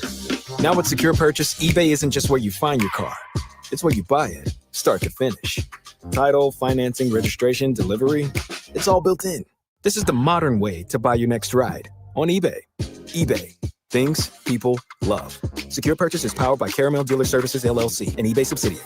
I was at the event with Laura Trump last night. Congressman Bob Onder honored at the Make Missouri Pro-Life Again event. He joins us at 4:30. KFTK FM Florissant from the Kaufman Townsley St. Louis's Injury Lawyers Studio. Call 314-500-5000. That's 314-500-5000. All on the free Odyssey app. A federal charge added in a mass transit murder. I'm Lisa Brady, Fox News, just over 2 weeks after a Ukrainian refugee was stabbed on a commuter train in Charlotte. Everyone deserves to go about their daily lives, to get to work, to get to school, just across town without the fear of being attacked. FBI special agent in charge, James Barnacle, says the system failed in this case. The suspect had multiple prior arrests. The Justice Department now charging DeCarlos Brown Jr. with causing death on a mass transportation system, and he could face the death penalty for the killing of 23-year-old Irina Zarutska. President Trump addressed her murder from the Oval Office in a video posted Tuesday. He held up her picture and blamed her death on local criminal policies that failed to hold offenders in custody. She was slaughtered by a deranged monster who was roaming free after 14 prior arrests. We cannot allow a depraved criminal element of violent repeat offenders to continue spreading destruction and death throughout our country. Brown Jr. has also been charged with murder in Mecklenburg County. Fox's Jessica Rosenthal. Concern at the White House after Israel's attack on Hamas leaders inside Qatar. While eliminating Hamas is a worthy goal, White House Press Secretary Caroline Leavitt says Israel's airstrike inside Qatar does not advance Israeli or U.S. goals. The president views Qatar as a strong ally and friend of the United States and feels very badly about the location of this attack. Following the strike, President Trump spoke with Israeli Prime Minister Benjamin Netanyahu. The president made his thoughts and concerns about this very clear. Leavitt says President Trump also spoke with Qatar's leaders to assure them that such a thing will not happen again on their soil. Fox's Jared Halpern at the White House. Nearly $5 billion in foreign aid will stay frozen for now. Supreme Court Chief Justice John Roberts temporarily leaving it in place as the appeal of a lower court decision continues. America is listening to Fox News. You hear that? That's Mike sleeping soundly on a Sunday night. That's because Mike was smart this time. He took ZQL Ultra to fall asleep fast, stay asleep longer, and get the deeply restorative sleep he needs. So now he wakes up refreshed and ready to conquer Mondays. Let's do this Monday. ZQL Ultra. Not for colds, just for sleep. Really great sleep. Use as directed. Keep out of reach of children. Honey, that flu keeping you up? Did you take NyQuil Intense Flu? Nah, I got this. Okay, I don't got this. Yeah, you need NyQuil Intense Flu. Undo your flu with NyQuil Intense Flu. NyQuil Intense Flu provides powerful relief of your flu symptoms so you can sleep. You do got this. NyQuil Intense Flu. The nighttime sniffling, aching fever. Best sleep with the flu medicine. Use as directed. Keep out of reach of children. Air Comfort Service, heating, cooling, and insulation. Weather. Our very enjoyable weather continues. Partly cloudy skies, 70s for evening plans, comfortable humidity level 62 for the low. Wednesday, still a really nice day, though a touch warmer. Sunny skies, 80s to near 90 degrees. Wednesday night, clear skies, 66. Thursday, sunny, 92. Then Friday, Saturday, and Sunday, that's the hottest stretch. Sunny skies. This is 97.1 FM Talk. Chief Meteorologist Dave Murray. This hour of the Mark Reardon Show is sponsored by Gamma Tree Experts. Your trees deserve the best care. Call Gamma Tree Experts. This is the Mark Reardon Show on 97.1 FM Talk. Well, we have Sue's News for a Tuesday afternoon coming up. Fred is off this week, so you will not hear Fred Bottomer. He will be back next Monday. I did not get a set of pictures from him. He always starts off the vacation. Today. Yeah, like he hits us at the beginning and then maybe the end. But, we don't want him thinking about work anyway. Fred needs to take time off.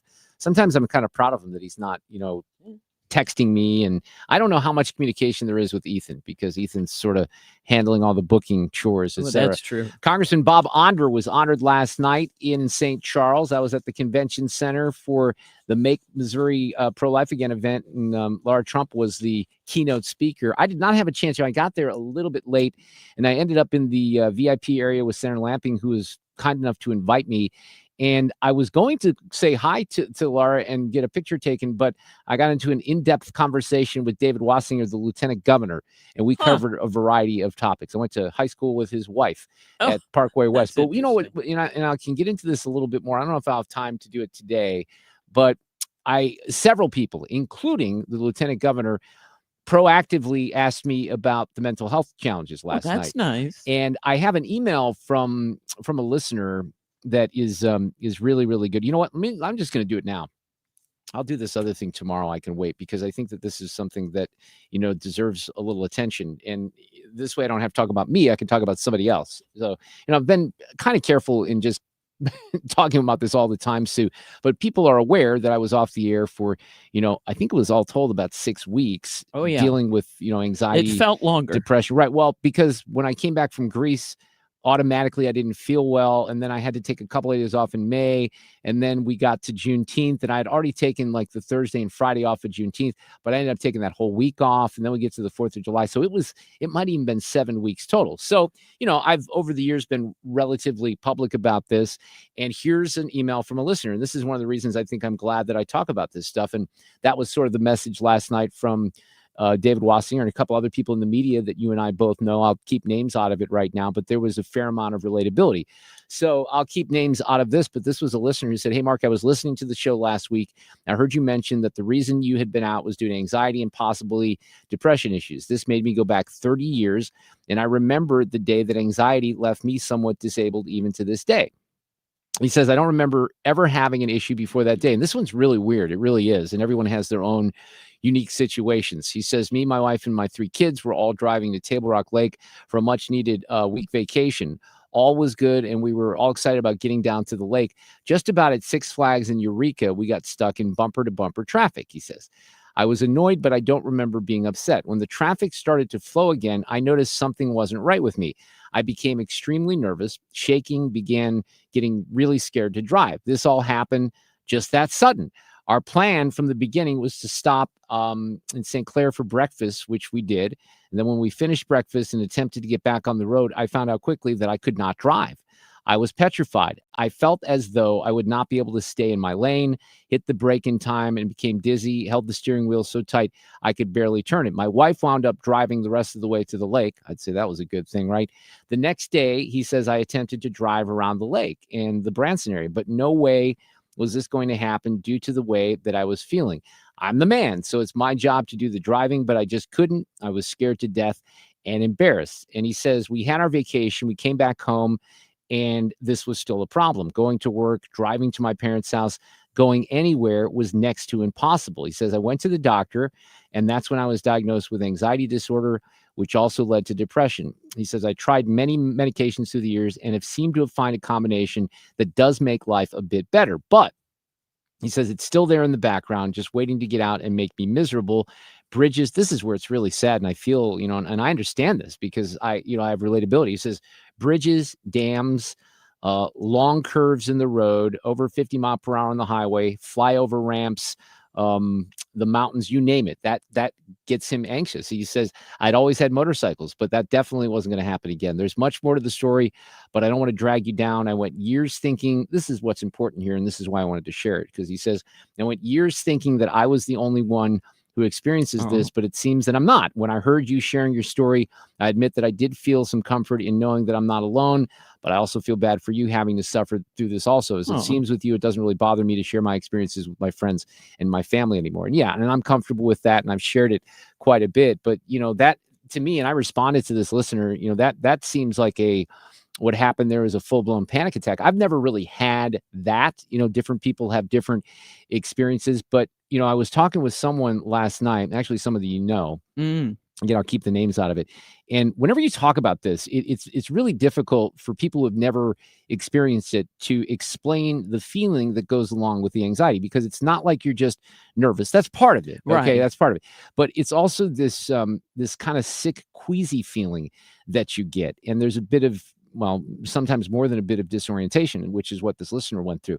So when I was sharing some of this with a friend last night, and he looked over at his wife, and his wife's just shaking her head in agreement because she's apparently been dealing with similar symptoms since the spring. Oh, and gosh. I said, look, I can help out here with some psychiatric recommendations. I'm going to give my good. doctor's name. But it was amazing how she just kept shaking her head when I was talking about some of the physical, situations that I had, all that. Yeah. And so I appreciate hearing from people, and I like having the discussions like I did with people last night, because there is a lot of interest and there is a lot of relatability. I always bring up the Rock, because remember, even when I was in the throngs of this, before I took a significant time off, the Rock had delivered this this gift to, who was it, Ethan? It was not one of the tattooed guys. Jelly Roll. It was Jelly Roll, right? Yeah. So, and he had never met Jelly Roll before, but I'm going to do this to the best of my ability. He had remembered that when he was in a mental health crisis, and who would have thought someone like The Rock could be in that situation? He said that he heard that Jelly Roll song in 2018, and it kind of changed him Back around. when he was a nobody too. Jelly Roll. Yeah, that's right. Nobody knew. I thought you were talking about The Rock, but yes. No. But what Dwayne Johnson said in that tweet was so relatable, is that, if you go through this, you typically, there is a stigma, right? It's not like cancer or something else. And it's also different from that, because you have, certainly in a physical situation, you would have a course of treatment. Now, different doctors would recommend different things, but you would at least know specifically what you're trying to get to. And there's a frustration, with mental illness in particular, that it's a little harder to dial in on, what you're trying to fix. And that's where the meds get interesting. But I appreciated the comments last night and just the conversations that I keep having with people. So I wanted to share what that listener had to say. It's a complicated deal. It really is. Yeah. And it's, it's even for me being removed from it for about 5 weeks, although not having myself be 100% for each of the 5 weeks I've been back. I think this is the 5th week that I've been back. And you kind of, going to the point of the person who emailed, you kind of feel it's there lurking. And you don't think about it. You try not to think about it too much, because that's what the brain does. It's the fear of the fear. You start to unravel with this person. I could almost guess that once he had that first panic attack and experience, then you're always worried that it's going to happen again. I have a friend who, very similar situation. This is a very good friend of mine who takes Xanax before a flight, because he was on a flight one time, I think it was to San Francisco, and this had never happened to him ever. And he was an adult at this time, I think in his 40s, and he basically had a full-blown panic attack on an airplane. And, had to almost cower in the corner while a flight attendant was trying to help him out. Can you imagine? So, and it's never happened since, but he's always worried about it happening, which is why he takes the Xanax, before he goes on the flight. So different people have different manifestations of all this, but there is hope and there is help out there. And to the listener who wrote, I would say, look, if you're not satisfied that you are in a position that you should be, try to get additional help. Get another opinion. It because- always feels better when somebody else understands whatever it is. Absolutely. But going back to the dinner last night, I thought Laura was fantastic. She really was entertaining. She did a great speech. Bob Onder was not there. He was honored, but it was his wife, his lovely wife, and his son Bob were up there kind of accepting the award from Missouri Right to Life. So Bob's going to chime in on that and some things that are happening in Washington coming up after Sue's News at 4:30. And Sue's News is coming up next. Traffic from the 97.1 FM Talk Traffic Center. Emergency vehicles reported southbound 55 at 255. Watch for that in the right lane. And a stall reported westbound 6440 past McKnight. That also in the right lane. On the Illinois side, northbound 255, there is road work between 64 and 5570. That's causing a delay. Westbound 40 on the Missouri side, jamming up, approaching Kings Highway out through McCausland. And again, the Lindbergh through 270. Southbound 270, we've got some volume. Right now, it's mainly from Page down through 64, but it's also a little slow at 44. This report brought to you by The Diamond Shop. The Diamond Shop, making St. Louis sparkle for over 100 years. I'm Sue Thomas, and that's traffic on 97.1 FM Talk, St. Louis Conservative. If you are thinking about retirement, you're close enough that you're starting to think, okay, we are getting there, and this is not that far away. Are we going to make it with what we've got or what we're going to earn between now and then? You have got to have a written retirement financial plan in place. Not only is it for peace of mind, but for the knowledge that you can make your money last through retirement. This is not something to just guess about. This is why I like Financial and Tax Architects. They have helped people all over St. Louis retire with confidence, because what they do is teach you tax-efficient retirement strategies, how and when to claim Social Security, income planning, investment guidance. They do it all, but they do it through a class called Retirement Planning 101. So they teach you, it's one night, 2.5 hours, adult education, and you go through some things. So register, because just by learning, you're going to feel like you have a better handle on it. Go to F as in Frank, FTA-RIA.com. FTARIA.com and take the first step.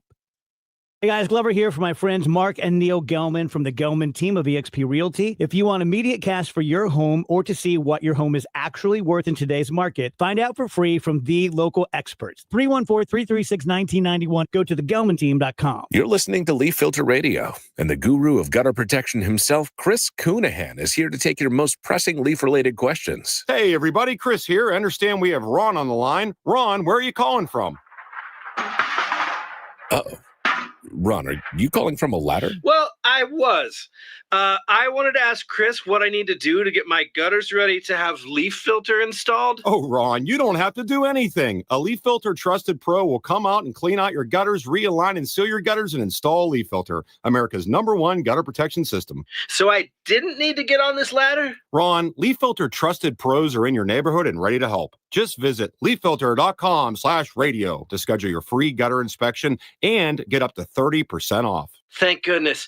What was that site? That's leaffilter.com/radio for your free gutter inspection today. See representative for warranty details. Promotion is 20% off plus a 10% senior or military discount. One discount per household. Hi, I'm Bob Kershaw with Retirement Advisory Group. Are you worried about market volatility? Are you concerned your money won't last you through retirement? Hi, I'm Tammy Kershaw, and as a family-owned business, we are committed to protecting your retirement, whether you're nearing retirement or already retired. We have a lot of folks that aren't aware of all the new investment choices that are available, which give you growth and protection from losses at the same time. Are you aware of all the fees that you are currently paying? We can show you how to avoid those fees. So come in now for your free retirement review and get a second opinion on your retirement plan. And just for coming in, you'll get a copy of our latest edition book, Your Key to a Worry-Free Retirement. Let us show you how to retire with confidence. We are proud to say we haven't lost a penny of our clients' money in 39 years, and we won't lose a penny of yours either. Let our family help your family. Call us now at 314-993-9494 or go online to retirementkey.com. That's retirementkey.com. You know your customers. Ralph likes his coffee black on Fridays, but Mondays he takes a little cream. Jennifer comes in every 3 years when her lease is up to get the newer and better model. And for some reason, pepperoni pizza sells like crazy on Friday nights. Who knew? At Odyssey, we have the expertise to get your media plan done right. With ads like you're hearing right now, to targeted social media campaigns, search engine optimization, and location-based advertising. Advertise with Odyssey and help us grow your business. Visit ads.odyssey.com. Bold conversations, no apologies. The Mark Reardon Show, 97.1 FM Talk.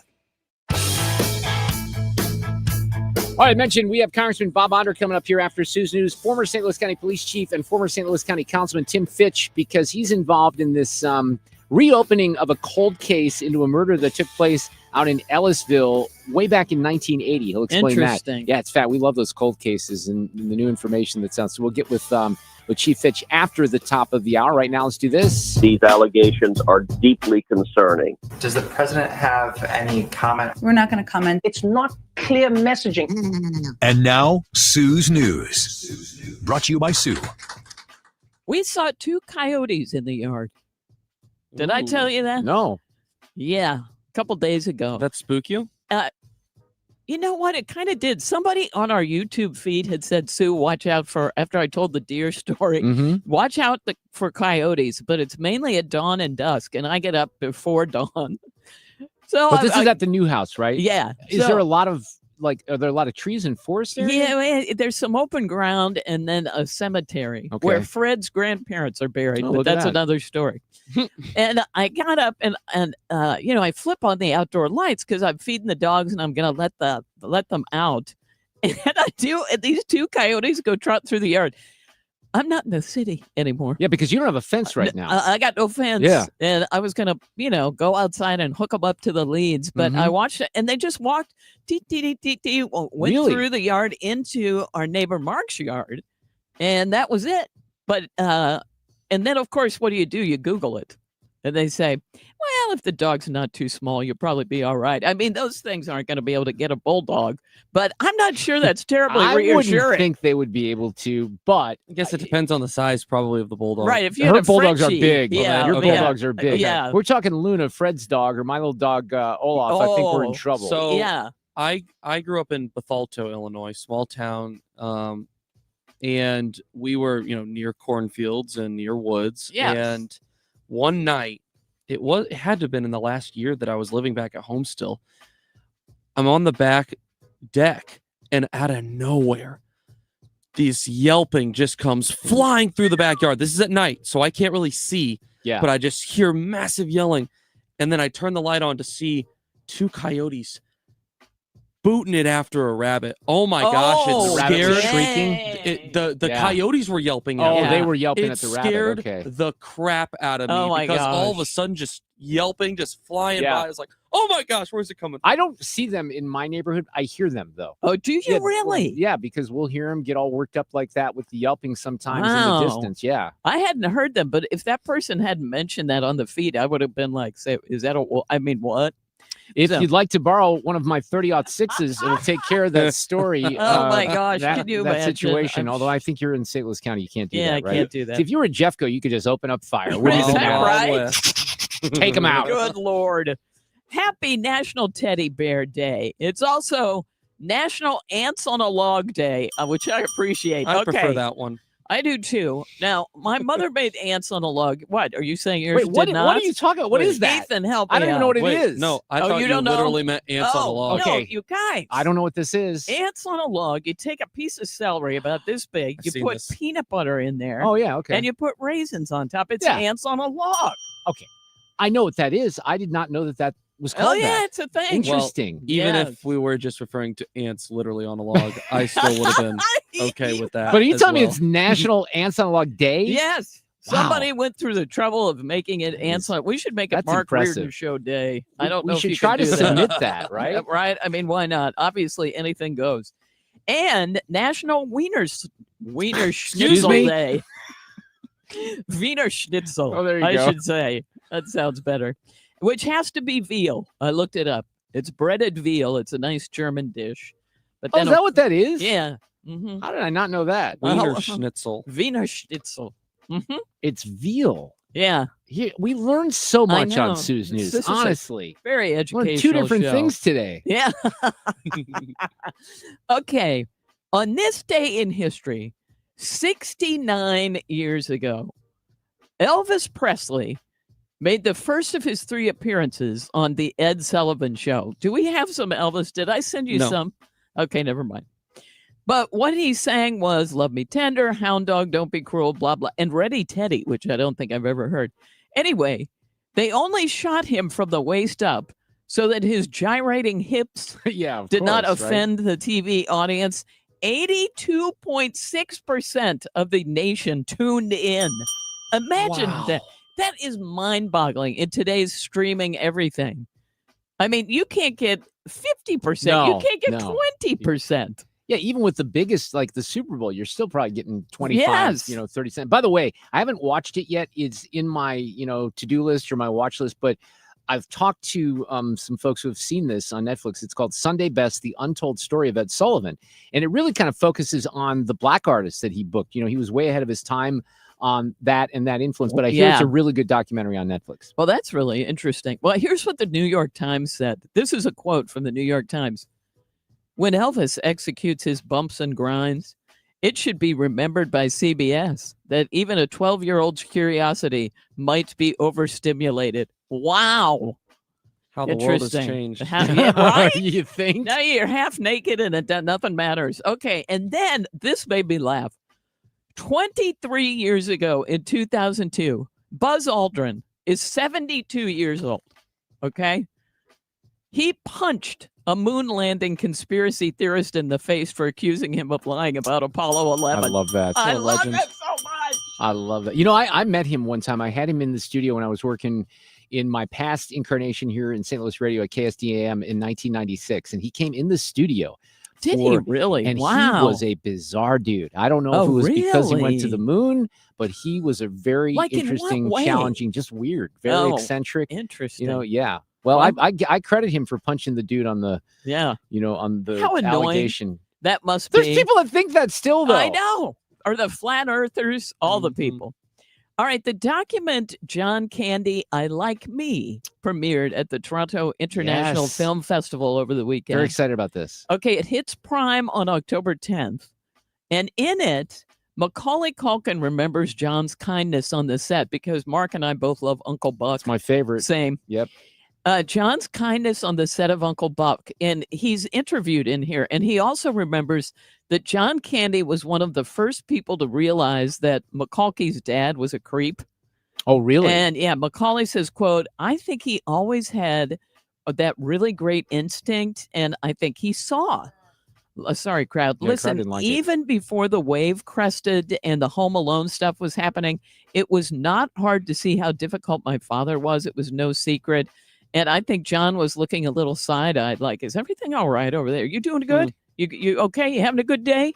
He said, and it really meant a lot to him as a kid. Well, I would place, and I think you know this, Wow. that in the last 2 years, I watched Uncle Buck again in its entirety. It's one of those films, Sue, I think you and I have agreed that if it's on somewhere, I cannot watch it.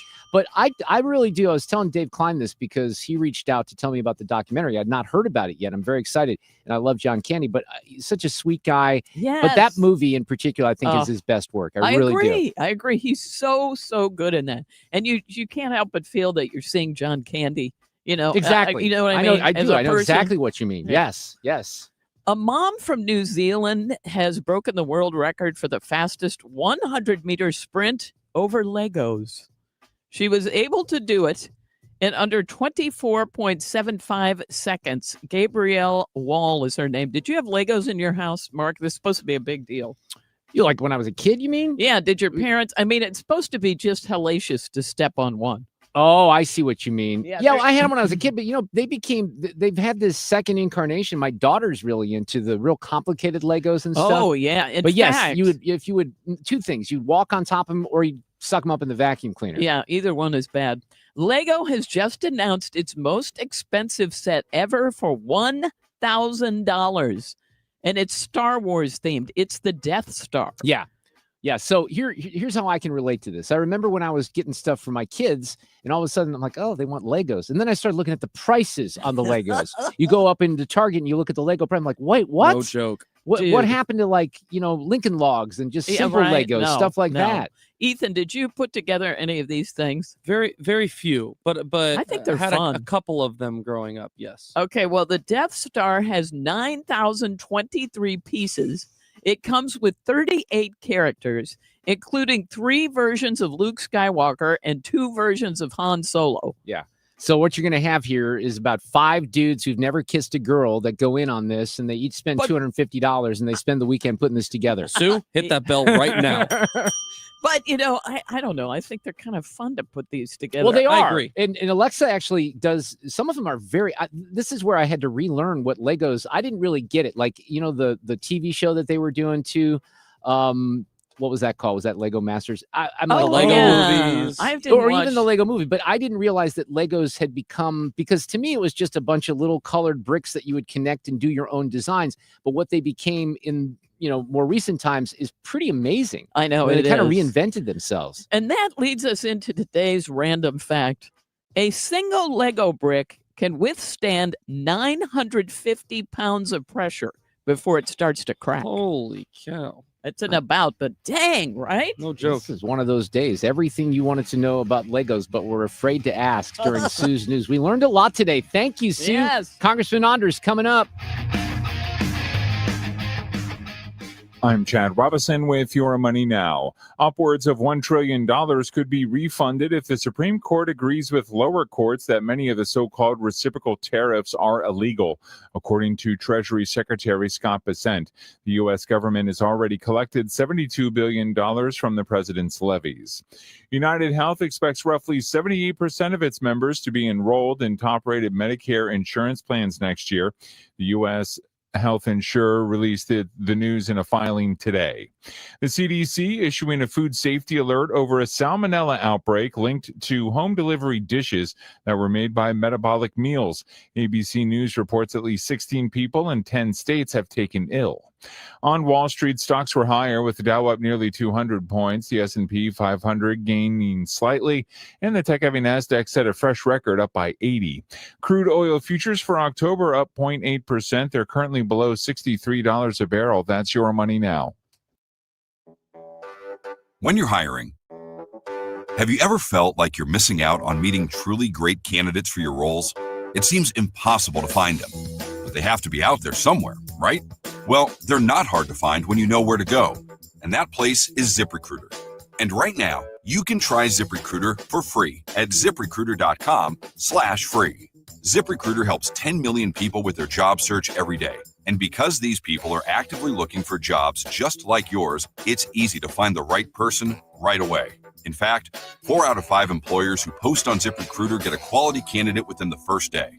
But if you're not using ZipRecruiter, you're missing out. So see what it's like when the impossible is easy. When you go to ZipRecruiter.com/free right now to try ZipRecruiter for free. Once again, that's ZipRecruiter.com/free. ZipRecruiter.com/free. Never miss out on great candidates with ZipRecruiter. We all hear the radio ads about the IRS. They tell you to be afraid, to be scared, and they try to frighten you into calling. I'm not here to do that. Tax Relief Advocates is different. TRA is here to tell you that if you owe money to the IRS, whether it's $5,000, $50,000, or $500,000, we have a solution. It doesn't matter if you're sitting in your car, at work, or with your kids. No matter where you are, call now. 800-575-6986. Don't lose hope. TRA can eliminate or reduce what you owe to the IRS. Generous programs are now available that can give you a fresh start. Our passion is taxes and helping individuals fix their IRS problems. We have over 1,000 5-star reviews on Google and an A+ with the Better Business Bureau. You don't need to be afraid of the IRS any longer. End your tax nightmare today by visiting us online at TRA.com or call 800-575-6986. That's 800-575-6986. Tax Relief Advocates. Real solutions for real people. Your garage door is the largest piece of moving equipment in your home. When it needs help, call the experts at Overhead Door Company of St. Louis. Their certified technicians repair all brands of doors and openers. And you can even schedule evening and weekend service. Just call 314-781-5200. And always look for the red ribbon. It's your assurance you've got the genuine, the original overhead door. The most trusted garage door company in St. Louis since 1926. For same-day service, schedule online at overheaddoorstlouis.com. 314-781-5200. The number one fear of adults in retirement remains, will I outlive my money? The team at Ricken Financial want to help calm those fears with a complimentary income plan. This includes a deep dive into your retirement strategy to see what's working and where adjustments can be made. Call today for an initial no-cost income plan. 314-207-6211. That's 314-207-6211 or online at rickenfinancial.com. Investment advisory products and services made available through Impact Partnership Wealth, LLC, IPW, a registered investment advisor. It's time for a $98 AC tune-up. 4:33. This portion of the show is sponsored by Jerry Kelly Heating and Air. For details and a list of all station contest rules, visit www.971talk.com/rules. Real talk, today's issues. 97.1 FM Talk, St. Louis Conservative. Well, the St. Charles Convention Center was packed last night for the Make Missouri Pro-Life Again event. The keynote speaker was Laura Trump. She did a fantastic job. She even got a call from her kids. They have a nice family habit. She and Eric, I guess, no matter where they are, the kids can call. It doesn't matter where they are, but if the kids are going to bed, they can call and they can do their prayers with mom and dad. And she did have a little communication issue with the kids, but she was able to check that off the box, and she gave a great speech last night. Missouri Congressman Bob Onder was also honored at that event last night. His lovely wife did a great job in accepting that honor. But Bob, you were back in Washington doing the people's work, weren't you? How are you this afternoon? I'm great. It's great to be back. Yeah, that was quite an honor last night. I've worked with the Missouri Right to Life on life issues, protecting the health and safety of Missouri women, protecting innocent human life for many years. I was very disappointed not to be able to be there, but I was in Washington, D.C., doing work on the floor that the team needed me for.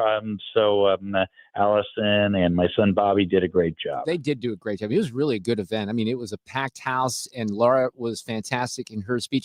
And then, I kind of highlighted this, Bob, at the beginning of the show, because I think some people might not be aware of this, or they might be caught off guard, that the legislature passed something that will go to the voters next year. My understanding is probably August, which will, and I don't know how you would position this, but it's going to be another Amendment 3, right? It's still going to be Amendment 3. It's going to change the language of the abortion amendment that passed last year. And there are some compromises in there. For example, there's an exception for rape and incest, which, Republicans were not necessarily willing to go that far in some previous incarnations of this. So what would you say about that effort and maybe your part even in that and getting that back to the ballot?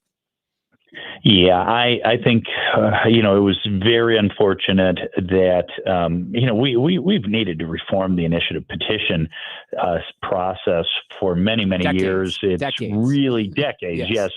I filed an IP reform bill, 5-6 years running in the Missouri Senate. I never got any floor time for that effort.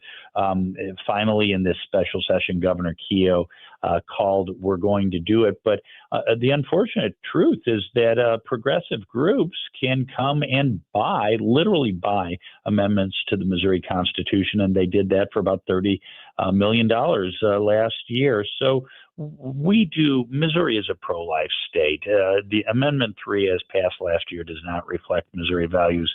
So this new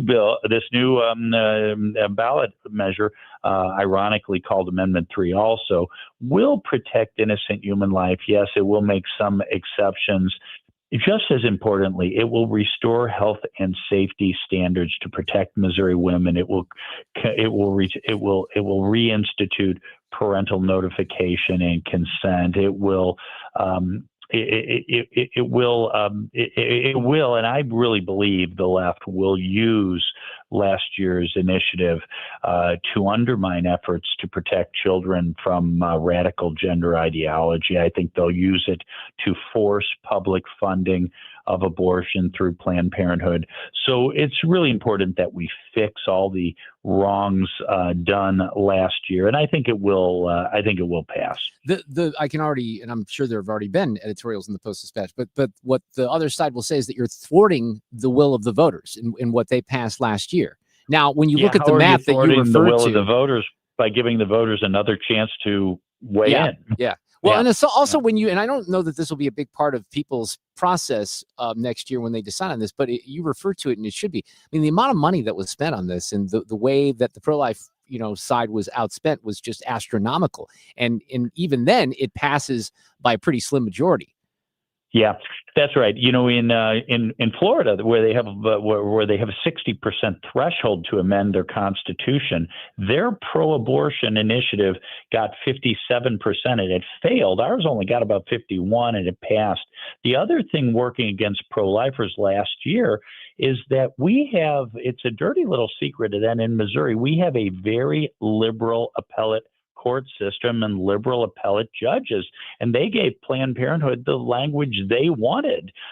So in addition to being outspent, the language was biased against the pro-life side. So I think those things will all be different next year. And I think Missouri voters will do the right thing and protect innocent human life with a handful of exceptions and again restore parental rights and the health and safety of Missouri women. Missouri Congressman Bob Onder is with us this afternoon. He represents the 3rd District in the St. Charles area and beyond. What is the priority right now in Washington? Why were you staying, and what's the responsibility in some of the committee work that you're doing?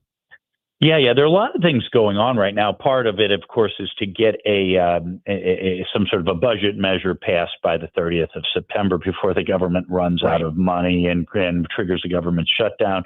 The other thing we're considering is the NDAA, the National Defense Authorization Act, in which we are working to enact President Trump's peace through strength agenda and return the military to its original purpose of keeping us safe and, if necessary, fighting our nation's wars instead of being used as a vehicle for social experimentation like DEI, critical race theory, and so on. The NDAA that we're looking at, will probably be voting on amendments on that tomorrow. We'll codify over 45 Trump executive orders and legislative proposals. It will authorize and fund deployment of troops to the borders. It will provide funding to fight drug traffickers. It will provide a much deserved pay raise for our active duty service members. So I think, and codify some DOGE cuts. So I think it's going to be a great bill. We're working out some details. But I think this really does, just like in the One Big Beautiful Bill, we codified Trump tax policy and border security policy. We are codifying President Trump's military and peace through strength policy with the NDAA. Okay, but you just called it the Big Beautiful Bill. I thought we were supposed to call it something else now, Bob. It's the Working Families Tax Cut Act. Yes, you're right about that. The Working Families Tax Cut Act, as some have said, is the most popular bill that polls negatively. I've said to Chairman Smith and to others, look, the Democrats tell a very short but succinct lie about the bill. We have the more challenging job of explaining the 200 good things and very popular things that are in that bill. Of course, the Working Families Tax Cut Act prevented a $4 trillion tax hike on the American people, $3,000 tax hike on the average family, as well as provided security for the border, provided sane, sensible energy policy. So I think as time goes on, as the American people learn more and experience the benefits of the Working Families Tax Cut Act, they'll be very supportive. I haven't talked about this at all today, but this is interesting. The BLS, which is the Bureau for Labor Statistics, revise, and they do this on a regular basis. You have revisions to numbers that are released in the government all the time. But what's interesting here is the staggering numbers. So they now say 911,000 fewer jobs were created between April of 24 and March of 25. Now that's well before the tariffs kick in, and you want to blame Trump for some of this stuff. So you're talking about the average job gains before the revision, 147,000 per month, after 71,000 per month. So that's a very dramatically different issue, and it kind of gives some credence because President Trump went in and fired the person at BLS, and he's been questioning the way that these numbers come out, and I think there's certainly veracity to that, isn't there, Congressman? Yeah, I think that's right. Yeah, we'll have to dive deeper into those numbers because that's a pretty dramatic change. But we had 4 years of really a war on the private sector, on our economy. The job gains under Biden were almost all government jobs, incessant war on energy policy, terrible trade policy. The business people, job creators hate uncertainty. We're now putting Trump's pro-growth, pro-family, pro-job creation economic policies into law, and I think we're going to see a booming economy by early next year. Well, I mean, nobody's really talking about, let's face it, there are all these top experts and economists predicting a recession in the spring. I mean, and mainly due to the tariffs. I mean, you have the stock market now back. I actually wrote a note to myself, Bob, in the spring, and I have it on the calendar for this Friday. And the note said the Dow was at 41,350 on March 12th. And here we are 6 months later, and I don't know what it closed at today, but we're certainly back to the territory and beyond that we were in the spring. So we see what happens with the predictions. And I'm not going to lie, I was a little worried seeing the 401k, dry up there just a little bit. But obviously you give some of these things a little time and patience, and lo and behold, look what happens. Thank you for coming on this afternoon. Congratulations on the honor last night. We missed you.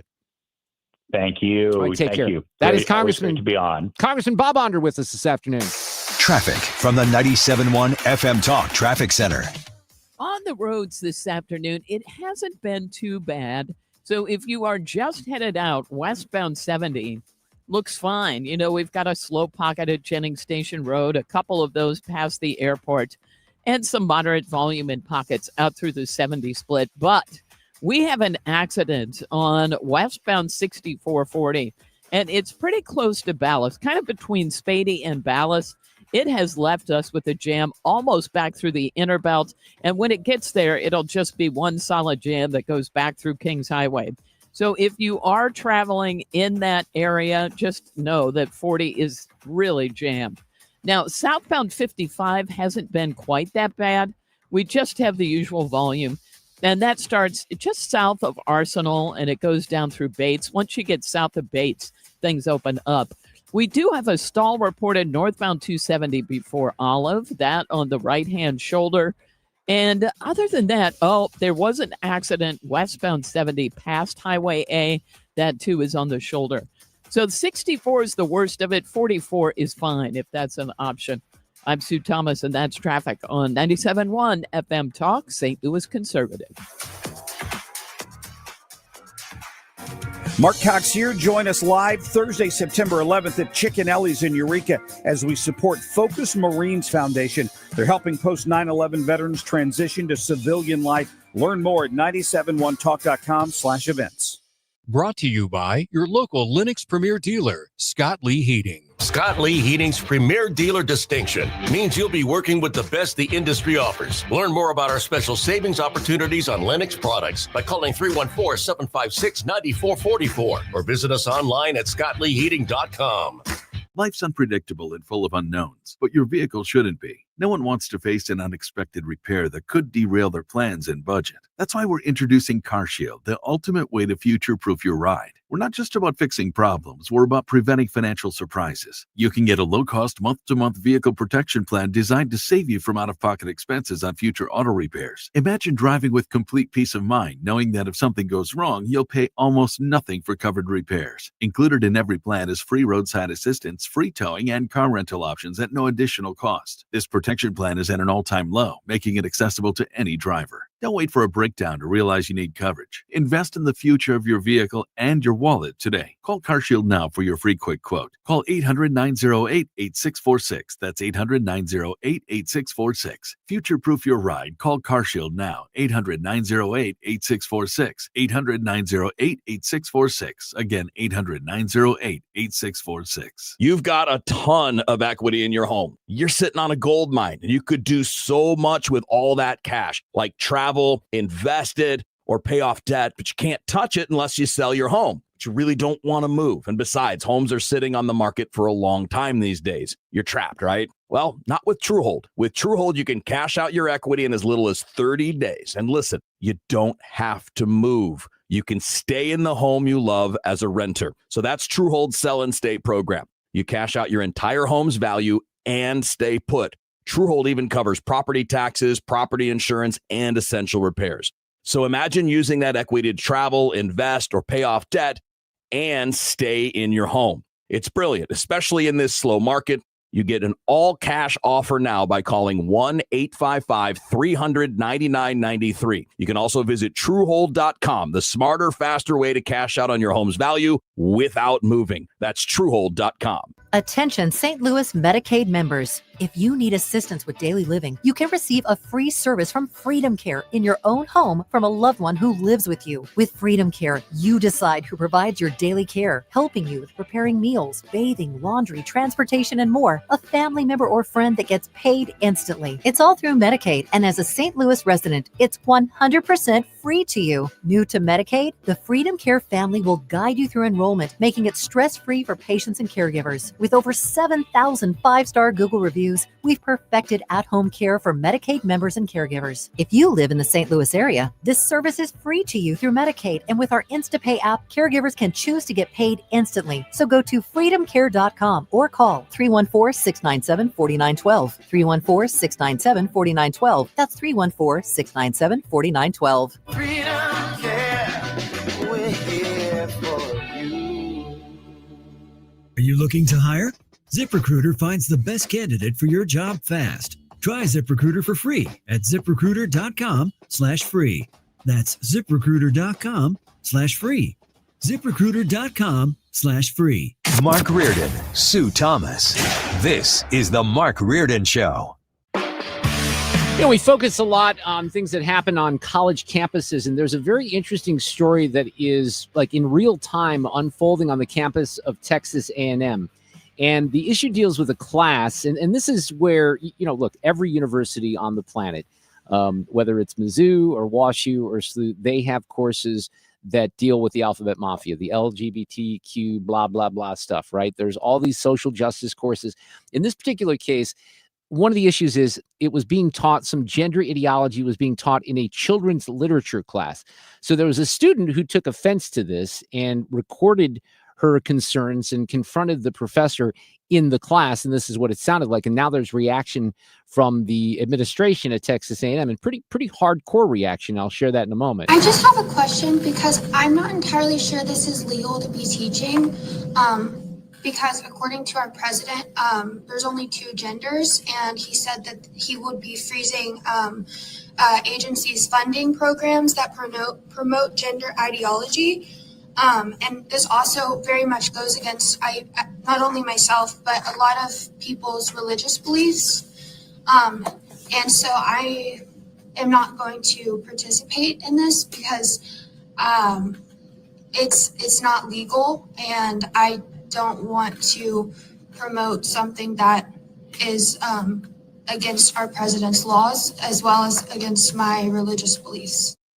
Essentially, the student's trying to opt out of this, and you'll hear a little bit of, you know, the professor acknowledging it, I suppose, and then telling the student that they can leave if they want to. I held my mouth closed this whole semester, you know, about my personal beliefs, but as, you know, as part of my rights is this goes against my religion. So you are very free to leave, and now is the time to do that. Yeah, so you could a little hard to hear the audio there because it was not easy to hear, but she asked him to leave the class. So now there's been, this all kind of went viral because of a state lawmaker down in Texas. Brian Harrison is his name. And this was actually in a summer children's literature course. And the video got out and went viral. So then you have the system president was also recorded by the student. And here's what he said. Tell me what exactly you want changed. I mean, you're trying to pick a fight here. What do you want? I'm not trying to pick a fight. No, sir, I'm not. I'm trying to. Tell me what you're looking for. What do you expect us to do? Fire her? Yes, absolutely, because it goes against. Okay, well that's not happening. So that's the president of Texas A&M. The system chancellor, which they must have different ways to do it, because like at Mizzou, we have like a system president and then we have a chancellor that's for that campus. Oh, I see what you mean. See what I mean? Yeah. But anyway, the chancellor said this. This is completely contradictory to what you just heard from the Texas A&M president. The chancellor, Glenn Hager, says it is unacceptable for the A&M system faculty to push a personal political agenda. We have been tasked with training the next generation of teachers and childcare professionals. That responsibility should prioritize protecting children, not engaging in indoctrination. What the hell am I reading right now? From an Institute of Higher Education, they're actually taking the right side on this issue. Sounds like and it. Not trying to stick up and defend the professors who want to indoctrinate the students. So Glenn Hager says, today I was made aware of video recordings as well as instructional materials.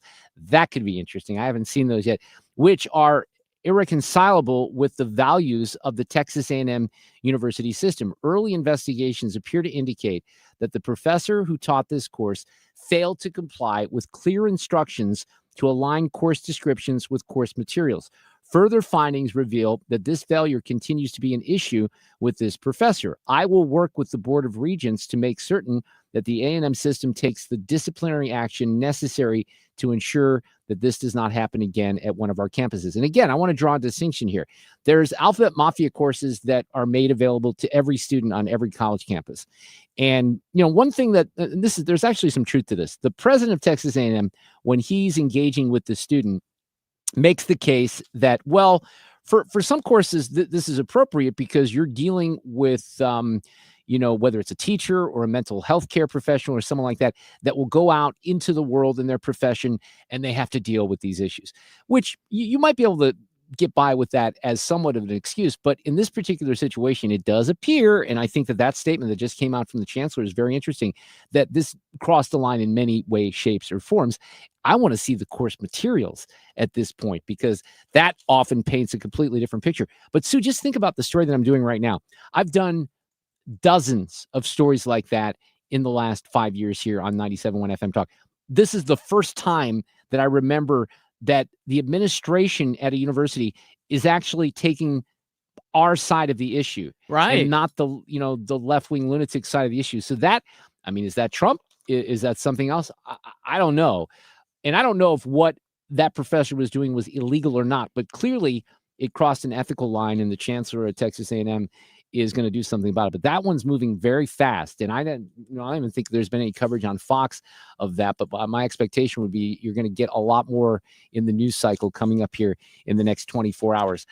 Former St. Louis County Police Chief Tim Fitch is going to join us after the top of the hour. We'll talk about a couple of different things, but also he's involved in the cold case reopening of a murder that took place in 1980 right near Clayton Road in Clarkson at a Dairy Queen, I think. So he joins us after the top of the hour. Traffic from the 97.1 FM Talk Traffic Center. Well, the accident westbound 6440 before Ballas is in the right lanes, and this has created a huge jam behind it. And it's almost back to 170, and we already have a slow go back through Kings Highway to 170. So it's really close to just being one giant jam. So expect a slow go through there. MoDOT reporting a stall. This one, a stall, easy for me to say, westbound 44, just past Bowles. Now, that one is on the right side, and there's a little bit of a delay behind that as well. Southbound 55 slowing near Arsenal down through Bates in the construction zone. Southbound 270 lines up, and that's Page down through Doherty Ferry. We've got westbound 70 slowing at Jennings Station Road and at 141. Also some volume out west at the 64 split. I'm Sue Thomas with traffic on 97.1 FM Talk, St. Louis Conservative. Enjoy your land the way you've always dreamed of. Learn more at MissouriBrushControl.com. Missouri Brush Control is helping landowners reclaim their property, manage vegetation, and clear land for better views. Enjoy your land the way you've always dreamed of. Missouri Brush Control, making acreage great again. Visit MissouriBrushControl.com. I want to talk about Generator Supercenter of St. Louis, where you can get a free estimate on a Generac home standby generator. Generator Supercenter has a store out in Chesterfield. They'd love to see you in person. You can call them at 314-499-2020. The website is GeneratorSupercenterofStLouis.com. But this is a situation where you have a choice to make. Are you that person who is proactive and makes sure that they have a generator to supply power to their home? Should that power go out from the power company, you have an ice storm, you have an accident that's near your home that knocks out a transformer, any variety of things could knock that power out. And we have seen examples not only, here in St. Louis, but across the country where some of those outages last more than 24 hours, 48 hours. They could last a week. We saw it in the aftermath of the tornado. So when you have a Generac home standby generator, you don't have to worry about it. Generator Supercenter is the nation's #1 Generac generator dealer. You can give yourself peace of mind. Call for a free estimate. They have payment plans available as well. Again, 499-2020, Generator Supercenter of StLouis.com. Your biggest choice in home restoration is, who do you trust with your home, your most valued asset? Few can match Banner Construction's experience and dedication to excellence. Banner is an elite preferred James Hardie contractor and Pella Window specialist. Restoration is a one-time opportunity to have Banner's design team show you architectural options to make your home the neighborhood showcase. Call for a free consultation, 314-569-1050. Now hiring qualified carpenters. Trucking accidents can change your life in an instant. The injuries, the bills, the stress. It's overwhelming. That's why you need a legal team that understands what you're going through and knows how to fight for what you deserve. At Kaufman Townsley, we've helped real people in St. Louis get real results after serious truck crashes. We know the roads, we know the law, and we know how to win. Kaufman Townsley, real people, real results. Call 314-500-5000.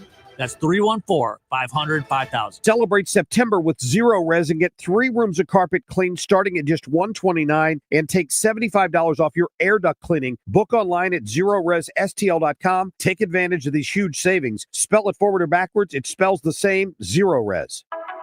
Upgrade your family vacation with an unforgettable escape to the Palm Beaches. From outdoor adventures and laid-back beaches to thrilling family attractions and animal encounters, the Palm Beaches have something for everyone. Discover premier resorts with creative kids clubs that will keep the little ones entertained while you enjoy world-class golf and spas. We are the original, the one, the only, the Palm Beaches. Plan your trip at thepalmbeaches.com. I have a ton of options for audio cut of the day. Just one of the features you'll hear in the 5 o'clock hour, right around 5:50 here on 97.1 FM Talk. KFTK FM Florissant from the Kaufman Townsley St. Louis's Injury Lawyers Studio. Call 314-500-5000. That's 314-500-5000. All on the free Odyssey app. Facing federal charges, I'm Lisa Lacera, Fox News. A man with a lengthy arrest record who's accused of stabbing a Ukrainian refugee to death on a commuter train in Charlotte last month could now face the death penalty. U.S. Attorney for the Western District of North Carolina, Russ Ferguson, outlines the charge against DeCarlos Brown Jr. It's an act of violence on a mass transportation system. It is a law that is there because acts like this affect the American way. It affects our daily life. Prosecutors say Brown, who was sitting behind Irina Zarutska, stabbed her in the neck without any provocation, with passengers screaming and scattering as she falls to the floor. Brown is also facing murder charges in Mecklenburg County. Supreme Court Chief Justice John Roberts has kept in place for now the Trump administration's decision to freeze nearly $5 billion in foreign aid.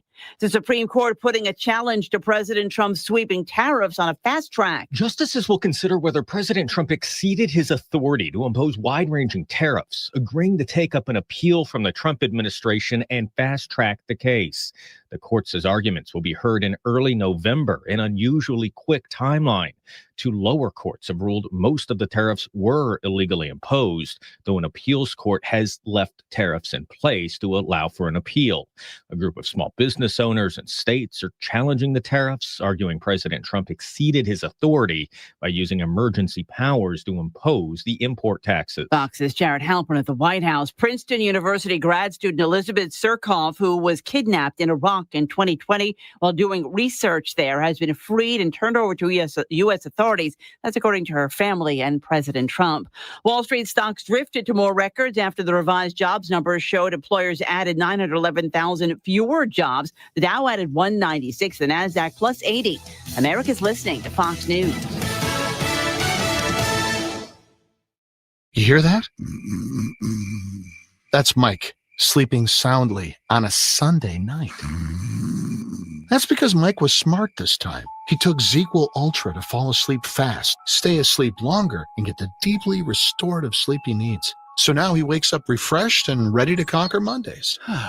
Let's do this Monday. ZQL Ultra. Not for colds, just for sleep. Really great sleep. Use as directed. Keep out of reach of children.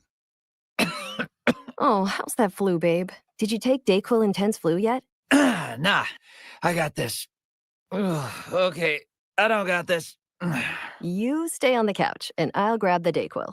Undo your flu symptoms with Dayquil Intense Flu. Dayquil Intense Flu provides powerful relief of your flu symptoms. I'm ready for that to-do list. Wow, you do got this. Dayquil Intense Flu. The daytime coughing, aching, fever, under your flu, medicine. Use as directed, keep out of reach of children. Air Comfort Service, heating, cooling, and insulation, weather. Our very enjoyable weather continues. Partly cloudy skies, 70s for evening plans, comfortable humidity level, 62 for the low. Wednesday, still a really nice day, though a touch warmer. Sunny skies, 80s to near 90 degrees. Wednesday night, clear skies, 66. Thursday, sunny, 92. Then Friday, Saturday, and Sunday, that's the hottest stretch. Sunny skies. This is 97.1 FM Talk. Chief Meteorologist Dave Murray. This hour of the Mark Reardon Show is sponsored by Gamma Tree Experts. Your trees deserve the best care. Call Gamma Tree Experts. This is the Mark Reardon Show on 97.1 FM Talk. Sue and I are kind of arguing about the weather here with Dave Murray's forecast because I'm not crazy about it getting into the 90s again, but 95. allow me to point out, yes, but 95 with a dew point that's in the low 60s compared to, a dew point of 74, 75. I love talking about the dew point like I know what I'm talking about too. But I'm just telling you, that's a different, and then when the sun starts to go down, and let's face it, it's going down a lot sooner, it will cool off very nicely. So I think a couple of days in the upper 80s and the 90s in September, although I don't find that to be football weather. I don't like watching a football game when it's 90 degrees. Sure, if you're in the sun on Saturday and it's in the 90s, it's going to be hot. Yeah. But it's not like July or August. So no, I think it's not that's the same. Good news. We love having George Rosenthal from ThrottleNet on as a guest because he offers us so many insights into some of the creepy stuff that happens on the web. I'm going to offer you an example of that. There's a new type of spyware that is taking webcam pictures of people when you're doing something very specifically that I will get into when George joins us at 5:32. But man, I got to tell you something. You can't feel safe anywhere, even on your own computer, once you hear that story, which is kind of unfortunate. We also have an audio cut of the day a little later this hour. Bill O'Reilly's going to be on the show tomorrow. I always like chatting with Bill. He's got a new book out. We'll catch up on some of the news of the day. I do, often point out that I get two Bills. I get regular Bill and I get Krabby Bill. So we'll see if we can get Krabby Bill. And I can relate with Krabby Bill because I can be Krabby Mark, sure. right? Absolutely. Not a problem at all. Tim Fitch, who's a regular on the Reardon Roundtable, who's a former St. Louis County Police Chief, former St. Louis County Councilman, is with us to talk about a few things tonight. How are you, Chief? Welcome back. Thanks, Mark. I appreciate it. So I saw this yesterday on the X, formerly Twitter, and then at that point I did not realize that you were involved in the reopening of this cold case from 1980. You got to fact check me here. This was in Ellisville in 1980 at a Dairy Queen where a murder took place, and you're reopening, right. and Melissa Price Smith, who is the new St. Louis County prosecutor, is reopening this investigation. Yep. Yeah, so I don't know if you know or I've been mentioned before. I'm still a police officer for Ellisville. I do it as a volunteer for them, but I I'm don't think still I in knew their that. roster as a sworn police officer. Wow. So I found out that they had one murder ever in the history of Ellisville, and it happened in 1980, in April of 1980. And I asked the chief if he'd like me to take a look at it, because that was much of my background when I was at the county police before I screwed up and started taking promotional tests. at any rate, so he said, absolutely, I'd like you to take a look at it. So I've been working on this since April, and I've been through all of the case file, case notes, reports, lab reports, and I felt like there was more work that could be done on this. So she, a little bit about her history is she was a mother of three. She had three kids, 16, 18, and 21.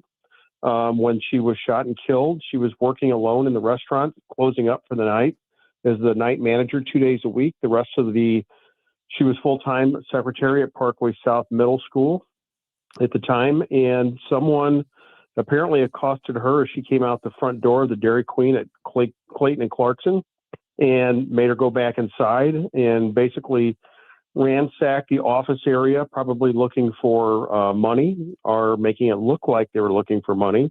They were only able to get about $125. That was the startup money for the next day, because she had already deposited into the locked safe the receipts for the day, and she had no code for the safe to get into it. So she was basically shot and killed in the office area of the Dairy Queen, over $125 robbery. Jeez. Yeah. So pretty bad, pretty dead deal. So looking into this, I found out that all three of her children, who basically, I was a freshman in college when this happened, so they were around my age. They're all deceased. All three of her children were deceased. Really? And I found out from talking to other relatives and friends, they all had, I will say, this murder of their mother had a severe impact on their life. So when you think that there's just one victim here, there are many victims in a homicide. It's not just the person that was killed. Their family are victims as well. And certainly, and by the way, none of her children had children of their own. So she had no grandchildren. So what drew you? Margie Walsh was her name, Margaret Walsh, right? What drew you to this particular case, and why would you have hope that maybe you can get some answers now in 2025? Because what Ellisville did a wonderful job of doing was maintaining the evidence of this murder for 45 years. So basically in 1980, the Major Case Squad worked this because Ellisville called the Major Case Squad to handle it. And they submitted all the evidence to the county crime lab. It was tested. Very little was gained from it. But think about this, Mark. They haven't seen this evidence for 45 years. What's changed in forensic science? A lot. We have NIBIN. A lot. Ballistics. You could do much more with ballistics, and a round was recovered from her body. So we resubmitted the bullet that was recovered from her body. We resubmitted all of the clothing. One of the other things that was interesting is we resubmitted a rubber glove that was found thrown out of a vehicle. A witness saw someone throw a rubber glove out of the window near the Dairy Queen around the time of the murder. So it was recovered by the Ellisville police in 1980 and just kind of held because they didn't have anything to do with it. Well, guess what? They're very likely, we've been told by the scientists, is DNA involved there in on the glove. Just out of curiosity, just to stop you right there, which that's where I knew you were going. But so when you say that was then meticulously stored, right, in an evidence bag that could not have been, altered or anything like that, so it's kept in good enough shape to get the DNA out of it. Yes, everything was sealed like it should have been back then. Not knowing what the future held, they were smart enough to hold it all. And there's a few things they returned to her family I wish I had back. But back then, it was one of them is her purse. So today you can do all kinds of things with a purse, like touch DNA. You can get fingerprints off of those kind of material today that you couldn't then through chemical processing. So they didn't know then, and they gave the purse back to the surviving family at the time. I wish I still had that purse, but I don't. So I'll work with what I have. But what I'll tell you, the biggest development in this case, and I'll make it short, is they thought they had narrowed in on a suspect who they thought had done this murder. It's because he had killed 4 people at the Pope's Cafeteria in De Pere in West County Mall. Case, right? Yes. Yeah, you remember that one? Oh, so that one was 6 months after Marge was killed at Dairy Queen. So rightfully, they said this could be the same person. It's closing time, make them open the safe, shoot them all, kill them in the restaurant, take the money from the safe. So that was a good idea to look at him, but records that were discovered later showed that he was actually at work when the murder happened at Dairy Queen. He was a security guard at SLU, and he had applied to be a police officer in the city of St. Louis as well. And so he was convicted and executed by the state of Missouri for the Pope's Cafeteria murders. See, I remember 1980 was the first spring that I lived in St. Louis. We moved in November of 1979. And I definitely remember the Pope story being a huge story. And then the aftermath of that. This one, I just don't really remember. I was only 15 years old being in the news. On the DNA evidence. So what happens next? And Melissa, by the way, is going to come in the studio and talk about this tomorrow. But do you run it through? I mean, first you would run it through a database to see if there's any kind of hits there. But sometimes you get into these tricky situations where the 23andMe's and places like that get involved. Yep. So we have nothing back from the crime lab yet, other than potential DNA in the glove that I talked about. So we will see. I don't have any reason to believe the suspect's DNA is anywhere on her body. There's no sexual assault. There was no injury that we could tell from the suspect. So I suspect that all of the blood that will be tested will show her DNA on the clothing, that type of thing. But we don't know what else. There was a cigarette butt recovered from the office area. Does it have DNA on it? And all that'll go into something called CODIS. And maybe Melissa, and by the way, she and her team have been wonderful to work this case. They've issued grand jury subpoenas for me to get records and those type of things. So they've been absolutely wonderful to work with. I have to give her a shout out for that. There have to be, and Sue and I talk about these cases every once in a while in the news. There have to be a lot of cases like this from that time period in particular, because it was really the end of the 80s where the DNA technologies started kicking in a little bit more, started to be more reliable, really not until the 90s, but there were cases. I covered a case, and I've talked about this every once in a while, Chief. There's a case of this guy, and there should have been a movie made about this, or at least, a Law and Order. This guy's name was Ralph Davis, and he lived in Boone County in Rocheport, I think. This is when I was in Columbia. And his African-American, his wife goes missing. She's white. And everybody thinks that Ralph Davis killed her, right? But there's no body. There's no evidence that turned up. So I don't remember the time frame involved here, but months later, there's a storage locker in Jefferson City, and they had to crack the lock on it because the person wasn't making payments. And inside that locker was the vehicle that Ralph Davis had that he killed his wife. And the body wasn't in there, but there was brain material and other things that were in the car. And this, Joe Mosley was the prosecutor at the time. He became a state senator, and he's still a friend to this day. But he rebuilt the car in the Boone County courthouse, and he became, this is what I remember. Wait, this was really? the first. Oh, yeah. That's and this awesome. was the first case. I think it was the first case in the country that someone was convicted of first-degree murder and, by the way, sent to death row, and he was removed from the planet too, when they did not have a body, and they were simply using just DNA evidence. Again, that was probably 88, 89, but that was very new at the time. Wow.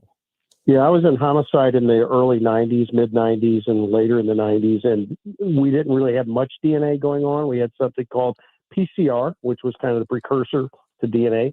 One of the things that's come out of this, since the media has advertised it so much since the press conference, is others calling me and saying, would you work on mine? Would you work on my family? And that's to be expected. So I'll let Melissa make an announcement that she'll make about a cold case unit. Let her talk about that when you have her on tomorrow. But I think this case in Ellisville really generated that interest with her that they need to have a dedicated cold case team in the prosecutor's office. That's cool. There have been at least 2 television shows that I've watched in the last couple of months. One was called Department Q, and then there was another one that I can't remember that both dealt with cold case, detectives that were coming back and trying to unveil things that happened decades before. So these things really do. That's why they're inspired and why Hollywood, picks up on this stuff, because we have enough Datelines and, MSNBC, not MSNBC, but you know what I mean, the 48 Hours and stuff like that tell these stories that all kind of amaze us. Right. I'm trying to get the Major Case Squad itself to start up a cold case unit of retired investigators. I'm not retired. I still work full time, but this case specifically interested me because it was in Ellisville, which I live in the area, and I'm an Ellisville reserve officer. So that's why I took this case. But certainly when we're finished with this one, certainly able to help out with others in the future. Yeah, that's fascinating. It really is. So keep us posted, and I look forward to having Melissa tomorrow. A couple other things I wanted to ask you. One about a local story. So there was a story in the Post-Dispatch today about an incident that happened at a football game last week in St. Charles, and this is in the St. Charles School District. There was a lot of fights that were going on, and in one case, one of the kids who's 14, Chris Green Jenkins, was trying to stand up in theory for his sister, and then he punched a cop. Well, the cop kind of punched back. You know, some of this is caught on video, and now the parents and other people are asking questions about the police officer striking him before he was brought to the ground and arrested. Now, this is one of those situations where you don't know the entire story because of the video, and there's so much stuff happening at the same time and people yelling and shouting and all that. The cops are trying to get a handle on the situation. Without the audience having the advantage of seeing the video, how do you interpret this situation? Well, I did have the advantage of seeing the video, and it was very chaotic. It was a mess, is about the best way to describe it. And all I tell you is you've probably heard me say this before, when an officer uses force, and everything I saw there looked completely lawful to me, what they were doing, but it's not pretty. It just isn't pretty. Yeah. And you've got this older officer, you know, striking this student, and there's nothing good that can come out of a video like that you go, oh, should he, shouldn't he? But remember who started this, who hit first. And then I saw some of the comments from the family who basically went right into, but he's got some challenges, mental health challenges, and things like that, so it's okay. And the officers should know that before they strike back. Well, guess what? You don't have the benefit of knowing all of that when it's going on. So, you know, the officer is required to defend himself and to make an arrest, and that's what he did. And like I said, it wasn't pretty, but I saw nothing unlawful. No, and I didn't either. But you know, this is just one line in the story, but it also, I think, for people who don't take time to know the entire story to watch the video, it says Green Jenkins has mental disabilities, including anxiety and depression, as well as a seizure disorder. Last year, this kind of jumps out at you. Last year, he brought a knife to school because he was being bullied and wanted to kicked out. That's what his mom said. So obviously, this is a troubled kid. They also make the claim, by the way, that when that incident happened, it was the cop that he fought with at the game the other night, somehow alleging that the cop, you know, had something against the kid. But I don't think the cop even had time to realize who the kid was in that instance. No, you don't. That you saw the video. It was so chaotic and what a mess, and people screaming and different fights going on around the same immediate vicinity. There's no way you would know who that is. No, yeah, it was crazy. All right, so on the big national case that's getting a lot of attention here, have you seen? Unfortunately, I watched the full video that's not edited of the stabbing in Charlotte of Ariana Zarutska, and that's getting a lot of attention right now because of the lack of coverage in the legacy media. But have you checked that out? Have you dialed into that at all? I have. Yeah. I saw the same video you saw. Awful. And it was just absolutely stunning, awful. I wish, you know, every time I look at one of those, I wish I hadn't. I know. I couldn't help myself because I knew it was out there. But this poor girl just, you know, gets off work and she gets on the train, and then for the video that's out there, for people who don't want to watch the whole version of it, in the aftermath of this, she's just kind of hunkered down in the seat. She doesn't even know what happened to her, I don't think. And she's in so much shock. And then it only takes a matter of seconds. She slumps over. There is someone who comes finally after people who are seated around her. And again, I'm not going to put blame on the people that didn't come to her rescue that were seated around her, because honestly, it happened so fast. I don't even think they knew what happened. Yeah. Right. Yeah. Did you see the knife? Did you take a close look at the knife? I saw the knife because you could actually see it when he's getting on the train. They have an angle, but I didn't take a close look. No. I would tell you, I would describe that as kind of a large pocket knife. Remember, he had to open it up. It was a folding knife. Yeah.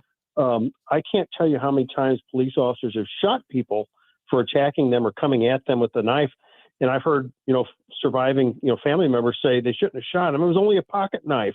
You want to see what a pocket knife will do? Go watch that video. Well, or just follow what's been happening in England, because they don't have guns. They've had a spate of all kinds of, very serious incidents with knives, especially related to their migrant situation. But then, Chief, the other thing that jumps out on this case from Charlotte, and this is where I don't think the left really understands this. You have a montage of 14 pictures from his arrest for previous felonies. And it reminded me, different situation, but reminded me of what happened here with Janae Edmondson losing her legs and Daniel Riley, who should have been behind bars. On this guy, there's no question, but he was let out even in January by a judge with cashless bail.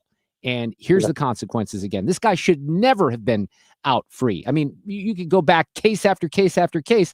He's going to do something like this eventually, and there he did. Yeah, no doubt about that.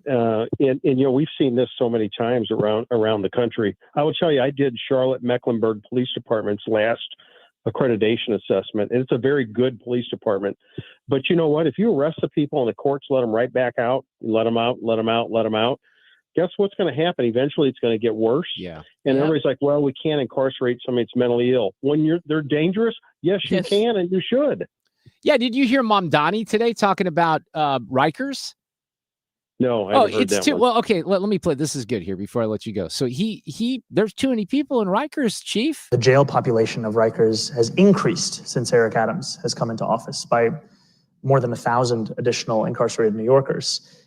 And what is quite staggering to me is that we know that we can reduce that jail population to less than 4,000. I mean, Vital City had an article about a number of different proposals that could reduce it to 3,700. And some of this also just has to look at the average stay on Rikers in the 90s was 50 days. Now it's more than 100. There are more than 1,500 people on Rikers who have been held there for more than a year. So I do think many of the reforms that have to be made are also reforms around the court system. Here's our solution. Let's let people out of Rikers who probably deserve to be there anyway, right? Didn't we try that in St. Louis and it didn't work? Yes. My guess is, there's nobody in the county jail locked up on misdemeanor charges. And I always used to say, if you could find somebody over there serving time for misdemeanor charges in the county jail, I'll walk over there with you and help you get them out. There's always something else. Maybe they were arrested on a misdemeanor, but there's always things that are connected that are more serious charges. That's why they're behind bars. Keep in mind, if the sentence is under a year, they don't go to state jail, they stay in the Rikers jail. So if there's people spending time there, they've been sentenced, they've been convicted and sentenced. Now, some are awaiting trial, but typically the ones that are locked up waiting trial are the really bad guys. But we don't want to worry about that. We want to get them social workers, apparently. Mamdani in New York City and other urban leaders in many American cities. I think we had a mayor like that and a circuit attorney here for a while as well. Chief, always great to have you on. Thanks for weighing in. I love the cold case stuff. Very interesting. Take care. All right, take care. Thanks. Traffic from the 97.1 FM Talk Traffic Center. Well, some issues have cleared up, and one of those was the accident westbound 6440 approaching Ballas. So westbound 40 still slow, Kings Highway out past McCausland, and we've still got volume on southbound 141 as you head down towards 64, southbound 270, slow pockets approaching Olive, and that goes down through 64. Now, there was a stall on 44 really close. Well, we'll call it approaching 141, and that's created a jam back onto just the 270 area. Now, there was also an accident eastbound 70 at 141. They've had the 3 right lanes blocked there. Traffic is jammed across the Blanchette Bridge. Westbound 70 out of downtown, mostly slow past the airport, and then it opens up and looks better. Out west, 6440 has some moderate volume at 94 and at Lake St. Louis Boulevard. If you're headed into Illinois, we look fine on the bridges downtown. I'm Sue Thomas, and that's traffic on 97.1 FM Talk, St. Louis Conservative. Sponsored by Gloria Lou with your home sold guaranteed realty 314-325-6888. Need to sell your home and you want the most money? The name to remember is Gloria Lou. Yes, Gloria Lou with your home sold guaranteed realty at 314-325-6888 and start packing. You know, I have not allowed Ethan to brag on his Vikings yet this afternoon. He's a Vikings fan, and that was quite a comeback last night against the Bears. I missed the first half because I was at the Make Missouri Pro-Life Again dinner, but I did watch the second half, and the Vikings end up winning it. I bring it up because I have a question for you. Do you think that Micah Parsons, the new Green Bay Packers, dealt by the Dallas Cowboys a couple of weeks ago, will have a sack against the Commanders on Thursday night? If you do, and I do, you can play that way on the Champions game on Underdog Fantasy because the NFL is back. You can play Underdog in Missouri. You can play with as little as $1, and it is a lot of fun. All you have to do is pick whether Josh Jacobs or Jaden Daniels or Jordan Love or Deebo Samuel will have this many receiving yards or rushing yards or these many touchdowns. Same thing with Mahomes and the quarterbacks. How many touchdowns, interceptions will they have? You make the choice, and you play with as little as $1. You can win up to 5,000 times your cash. Now, I'm going to give you a little of that cash as bonus cash, because if you download the app today, you sign up with the promo code MarkR, and you get $50 in bonus funds when you play your first $5. Use that promo code when you make your deposit. MarkR. Millions of fans have won billions on Underdog. Will you be next? Underdog. Make plays, win money. Must be 18 plus and present in Missouri. Terms apply. See assets.underdogfantasy.com/web/play and get terms _DFS_.html for details. Concerned with your play, call 800-GAMBLER or visit ncbgambling.org. Hey, it's Mark Reardon. If you're nearing retirement or already retired, call my friends Thomas Helbig and Bob Kershaw with the Retirement Advisory Group. They'll show you how linking to the market is much safer than owning the market for your retirement savings. They're the official financial advisors of my show. Go to retirementkey.com. If you're thinking about replacing your windows before winter hits, which is smart, don't keep making the same mistake. Stop replacing your failing vinyl windows on your home now with more vinyl. Lakeside Renovation and Design will install Infinity from Marvin fiberglass windows. They're built to last, they're energy efficient, plus they look stunning, and they're custom built for your home. Installed by Lakeside's expert team, and they're going to offer a lifetime workmanship warranty. If you're ready to upgrade your windows once and for all, you need to visit windowsbylakeside.com. Schedule your free consultation today. This is Todd Krentz with Krentz Financial Group. For over 6 decades, we have helped St. Louis families and businesses plan with purpose and live with confidence. Selling your business is a major milestone. Before and after the sale, our role is to help cut through complexity and create a clear financial strategy focused on your legacy. We often coordinate with your attorney and CPA to ensure everything is aligned so your plan not only fits today, but continues working for you in the future. Your goals, our mission. Start today at kfgadvisors.com. Securities offered through Raymond James Financial Services, member FINRA/SIPC. Prince Financial Group is not a broker-dealer. That baby's gone!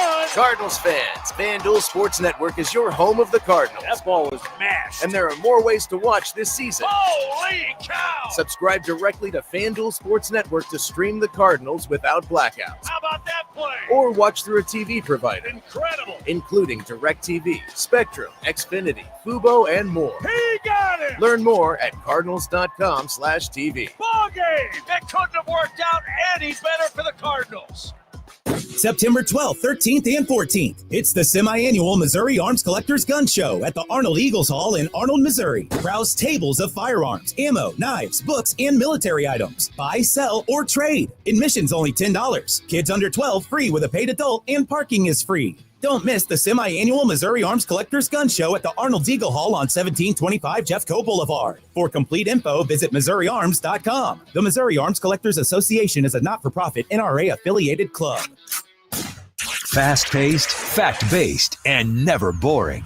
This is the Mark Reardon Show.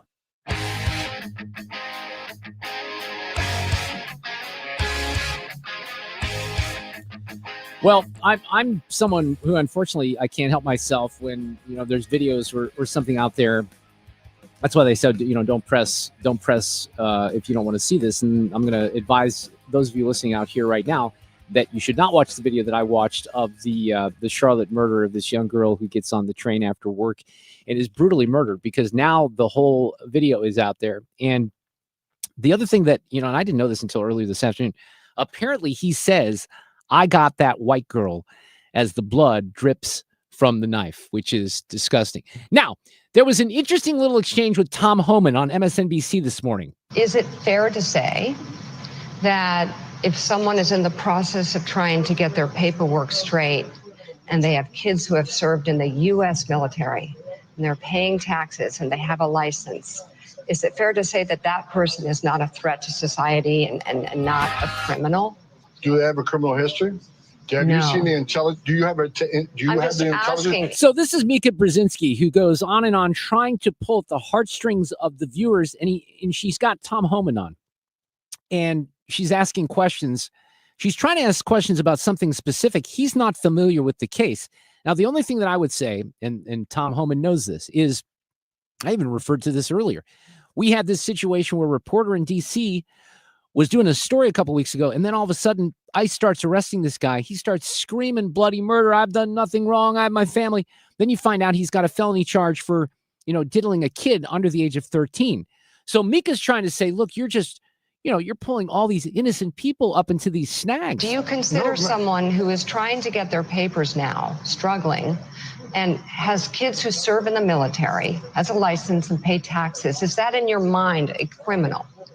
Is that someone you want your ICE agents to take off the street? I just explained the real data that I see every day, that a mass 70% are criminals, public safety threats, and the rest are national security threats. People with final orders. I don't know who this case. Do they have a final order? Have you seen the background investigation or the investigation that was built upon by the ICE agent? What's involved in that case? Things that you may not know. So unless I know the specifics of that case and I have the file in front of me, I can't make that determination. Yeah, she keeps wanting to make the case. She doesn't really get specific. She doesn't mention the name. She goes, do you think that people who are here serving in the military, blah, blah, blah, that they should be treated like criminals? Holman's trying to say, no, I don't think so, but maybe there's more to the story, Mika. Have you looked into the rest of the story? Have you seen the file? I would like to see that data that you're talking about, the 70%, the criminal history. I'd love some transparency as to why a lot of these people have been disappeared. You say you have data. We would love to see it. The American people. Okay, now wait. He's going to go off on this, but did you hear what she said there? These people have been disappeared. You got to be kidding me. This data. Well, here's the rhetoric again, right? You just meant disappeared. That is a ridiculous thing to say. Why? Because ICE is doing the same thing we've done for decades. But because of the last 4 years, ICE wasn't allowed to enforce the law. ICE was told to sit back, and you can't arrest an illegal alien for simply being here illegally. You got to wait till they commit a serious crime and get convicted of that crime. That's what Secretary Mayorkas' instructions were.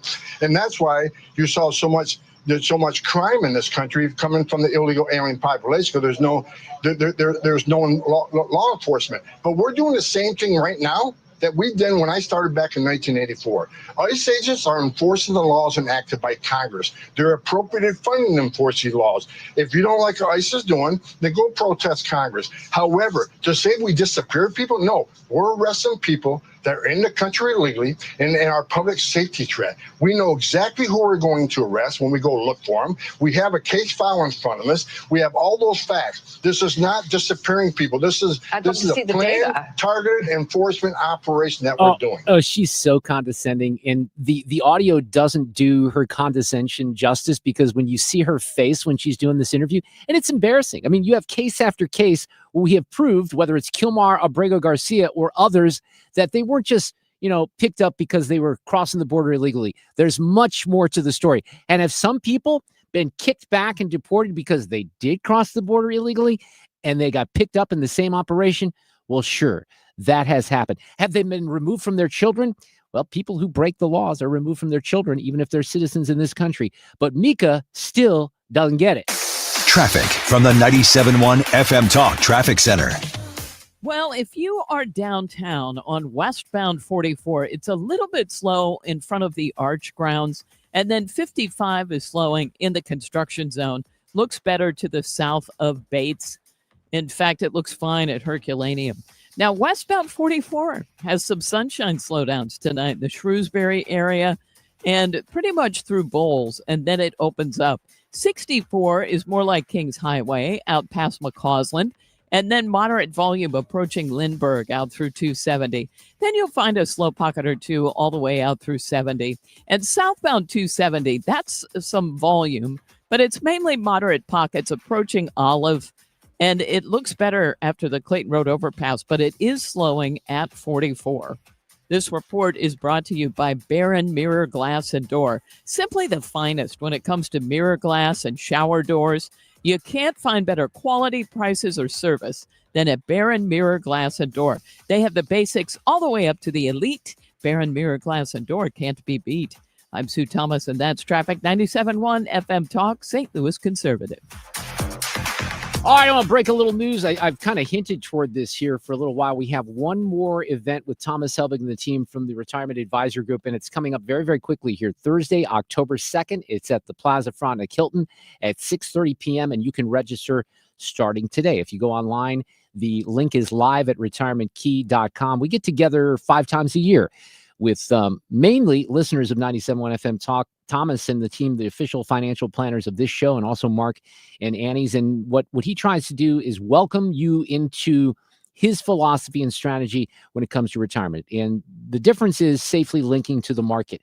And how can Thomas make the claim that no clients have lost a penny of their principal since they started with Thomas? Well, he'll prove it to you on that night, October 2nd. We do need to know you're coming. These are free events. All you have to do is RSVP. You can do that very easily right now. Go to retirementkey.com. Again, that's retirementkey.com for Thomas Helbig and the Retirement Advisory Group. Feel like your paycheck barely keeps up with your life? At the Financial Freedom Seminar, learn how real people are building passive income and retiring early using real estate. It's all happening live in St. Louis with Lifestyles Unlimited, September 27th and 28th. You'll leave with a step-by-step plan to change your future. Text radio to 88007. That's live in St. Louis, September 27th and 28th. Text radio to 88007. That's RADIO to 88007. You're listening to Leaf Filter Radio, and the guru of gutter protection himself, Chris Coonahan, is here to take your most pressing leaf-related questions. Hey, everybody, Chris here. I understand we have Ron on the line. Ron, where are you calling from? Uh-oh. Ron, are you calling from a ladder? Well, I was. I wanted to ask Chris what I need to do to get my gutters ready to have leaf filter installed. Oh, Ron, you don't have to do anything. A Leaf Filter Trusted Pro will come out and clean out your gutters, realign and seal your gutters, and install Leaf Filter, America's #1 gutter protection system. So I didn't need to get on this ladder? Ron, Leaf Filter Trusted Pros are in your neighborhood and ready to help. Just visit leaffilter.com/radio to schedule your free gutter inspection and get up to 30% off. Thank goodness. What was that site? That's leaffilter.com/radio for your free gutter inspection today. See representative for warranty details. Promotion is 20% off plus a 10% senior or military discount. One discount per household. Celebrate September with Zero Res and get 3 rooms of carpet cleaned starting at just $129 and take $75 off your air duct cleaning. Book online at ZeroResSTL.com. Take advantage of these huge savings. Spell it forward or backwards, it spells the same, Zero Res. Baseball is all about stepping up to the plate when it matters most. And when you've been injured, you need a heavy hitter in your corner. Morgan & Morgan, America's largest injury law firm, proud sponsor of the St. Louis Cardinals. Injured? Visit forthepeople.com for an office near you. It's time for a $98 AC tune-up. And this portion of the show is sponsored by Jerry Kelly Heating and Air. Your voice, your values. 97.1 FM Talk. St. Louis Conservative. Dude, not a day goes by, and I don't think that is an exaggeration. Becky sent one to me again yesterday where you have these phishing scams that come across your email or your text message where they ask you, and I remember I fell for one about a month ago. I thought it was legitimately Spotify that was asking for an updated payment because I had a debit card that expired. Yep. And I was frustrated at the time, and I'm like, I found the email in my junk folder, which should have been, my first tip. But I went through and I panicked. I'm like, I got to pay the bill. And I filled the information out. And then within seconds, a charge comes on my U.S. bank card from overseas and it's fraud. So then I have to change the card again. It was like $109 charge. It was weird. But I bring it up because there's all these things that happen online. And there's a lot of things that happen that are creepy. And our friend George Rosenthal, he's not creepy. He exposes the creepiness from throttlenet.com is with us because I found the story of this spyware that is crazy stuff. And I guess you're probably not as shocked by some of this stuff as I am, George. How are you this afternoon? Good. Thanks for having me on. I am not as shocked on this one, but this is definitely more advanced than what was going on a couple of years ago with the same type of theme. So this said, and this is, I don't even know where I saw this the other day, but I found this and I sent it to Ethan. I said, we got to get George on to talk about this. This is spyware that in theory hijacks a webcam. And if someone is, the way it was pitched in this story is, for example, if someone's, searching not safe for work content, porn or something like that, it takes simultaneous screenshots and webcam photos of the victim. So it basically shows you who's looking at the content and the content at the same time. And then they use that to blackmail people, is my understanding, right? Yes. That's correct. And years ago, they would just send mass text messages, mass emails, and it just would scare you. And it would say, hey, we have some pictures of you doing some bad things, or we have searches results that you were searching on. And if you don't pay us in Bitcoin, we're going to release this to the public and embarrass you and so forth. But they never had anything. It was very rare if they ever did. This is totally advanced now. So what this is it's actually called Stellarium. Yeah. And it's when basically when they're getting on your computer, whether it's your home computer, definitely your work computer, if they get on your network at all, they're installing this. And what it's doing is it's automatically watching you. So if you do happen to go to a not safe for work kind of website, it will turn your camera on without actually turning the light on. What? So you don't even know that the camera is recording you. George. It also can do audio recording, take screenshots like you said, then, and all of your search results, it embeds itself in your browser. And then they hold you blackmail and say, if you don't, and sometimes they'll give you samples of what they have. Whoa. To prove that they actually have this stuff on you. And this has been going on, this automated new upgrade has been going on since May this year.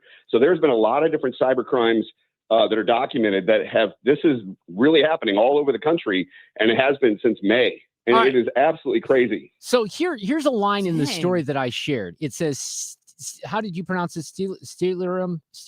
Yeah, Stellarium. Stellarium. Sorry, that makes right, but it's spelled like Steeler. I know it's very tough. I know it's Stellarium because it says Steeler IUM. So Stellarium, which doesn't have to do with the Pittsburgh Steelers, unfortunate, strangely, is distributed as free open source tool available on GitHub. I don't know what that is, but it says the malware's developer, who goes by the name Witchfinder and describes themselves as a malware analyst based in London, notes on the page that the program is for educational purposes only. And then it says, how you use this program is your responsibility. I will not be held accountable for any illegal activities, nor do I give a blank how you use it. Wow. Well, at least they're honest about that, right? Exactly. Well, they're getting more brazen because they know the chances of getting caught are very, very, very, very slim. And then, of course, getting prosecuted if you don't live in the United States. There's so many different issues there. So they're very, very brazen on how this works. There's another device that's a great example of this called the Flipper Zero, and it's a couple $100, and they call it an educational tool. But you can legitimately do all kinds of things, from setting up a fake Wi-Fi, stealing credit card information.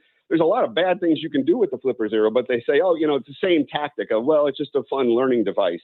So you just got to be careful, especially with what's going on with this, because they're using the same type of phishing attack to get into your business network, your home network, but then they're going to hold you hostage. So there are ways there are several things you can do to really protect yourself from this. And number one, and we give these out to clients, we give them out to prospects, anybody who comes to ThrottleNet, is a webcam cover or something as simple as a piece of Scotch tape. Yeah. Don't let your camera sit open unless you're going to use it.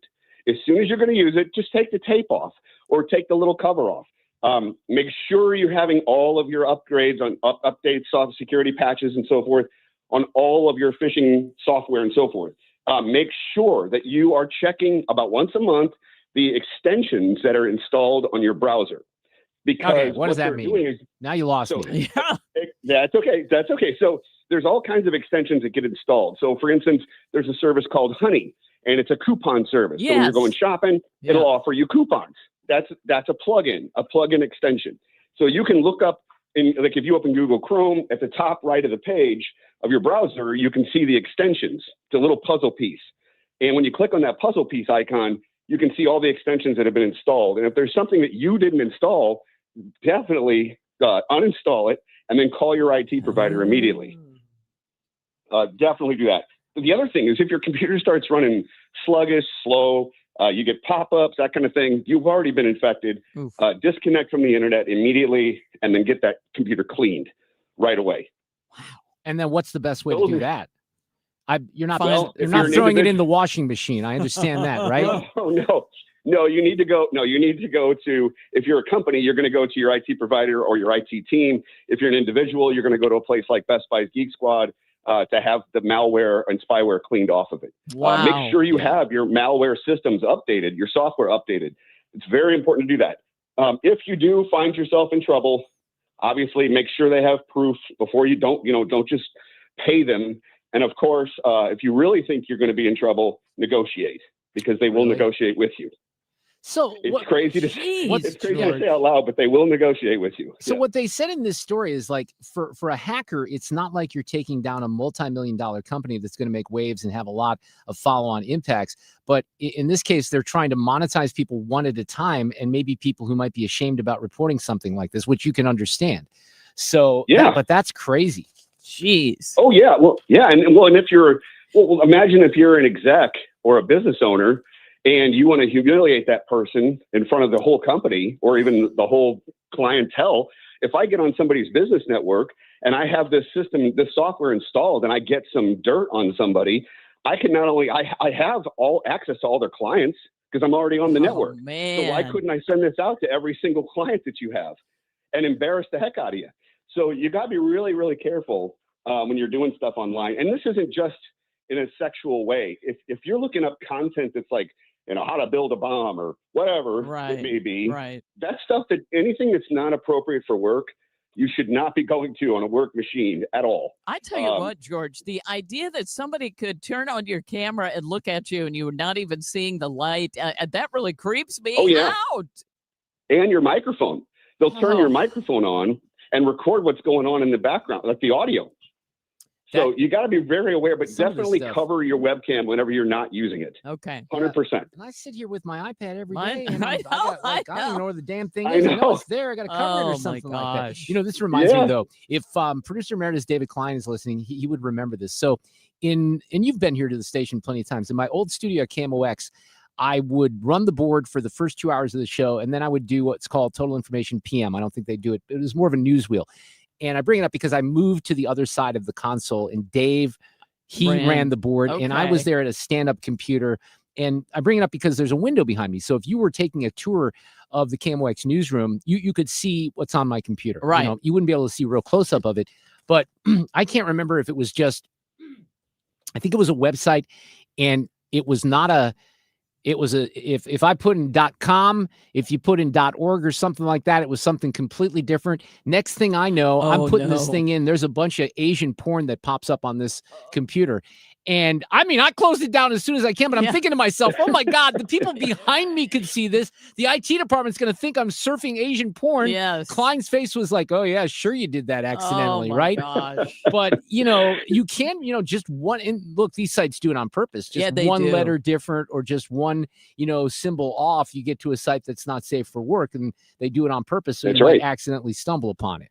Yeah, they want to entrap you. Oh my gosh, this is just every time we talk to you, George, I walk away horrified, more frightened than before. Yeah, but right? but more wary. Yes, so that's always good. Yeah, but the key is not to scare you, but the key is definitely to protect yourself and just take notice of everything you click on. Don't download any attachments. Don't give them a way to get on your computer or on your business network. That's the key. Make sure you have measures in place to handle that.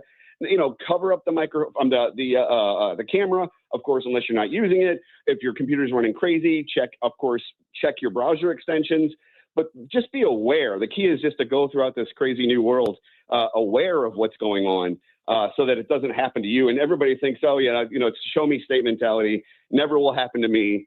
Yeah, it can, and it does, and it's happening all over the country now. We just had one that went through the Odyssey email, that looked legit, and then there was a follow-up email. For one of them. Follow-up email said, "Don't click." I didn't click on it, but then they had to tell people, "Don't click on it." All right, George Rosenthal, thanks for scaring the living crap out of us again. We always appreciate that, your contribution to the show, and have a great week. Thank you as well. Great talking to you. Traffic from the 97.1 FM Talk Traffic Center. Traffic is thinning out nicely. Now, if you happen to be headed for westbound 70, it looks great. Really, and that's from downtown all the way out to Wentzville. There's just a little moderate volume at Wentzville. 64 still has some moderate volume. Kings Highway out through McCausland and at Lindbergh and Lake St. Louis Boulevard. But again, much better than it was. Southbound 270, moderate volume on either side of Olive. And there's a slowdown westbound 44, just a little volume at 270 and on either side of 141. Now, if you're headed into Illinois, we look fine on the bridges downtown. Still a little bit of a slowdown. Northbound 255 in the construction zone, headed for 5570. This report is brought to you by me. I'm Sue Thomas, and that's traffic on 97.1 FM Talk, St. Louis Conservative.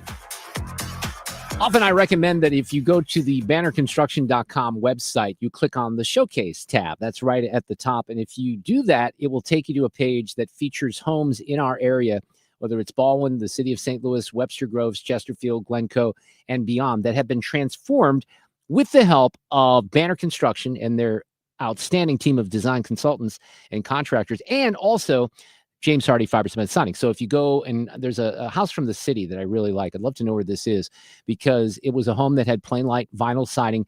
They went in with a, it's kind of a rich reddish brown color. They call it Country Lane Red, and they offset it with musket brown soffit and fascia, and it looks amazing. I mean, it really makes this home look like it's, even though it's in the city of St. Louis, it could be out on a farm somewhere. So they can make your home look different just with beautiful siding from James Hardy, or maybe some pellet replacement windows. It is a free in-home design consultation. The team at Banner would love to hear from you. 314-569-1050, the website, bannerconstruction.com, and click on the Showcase.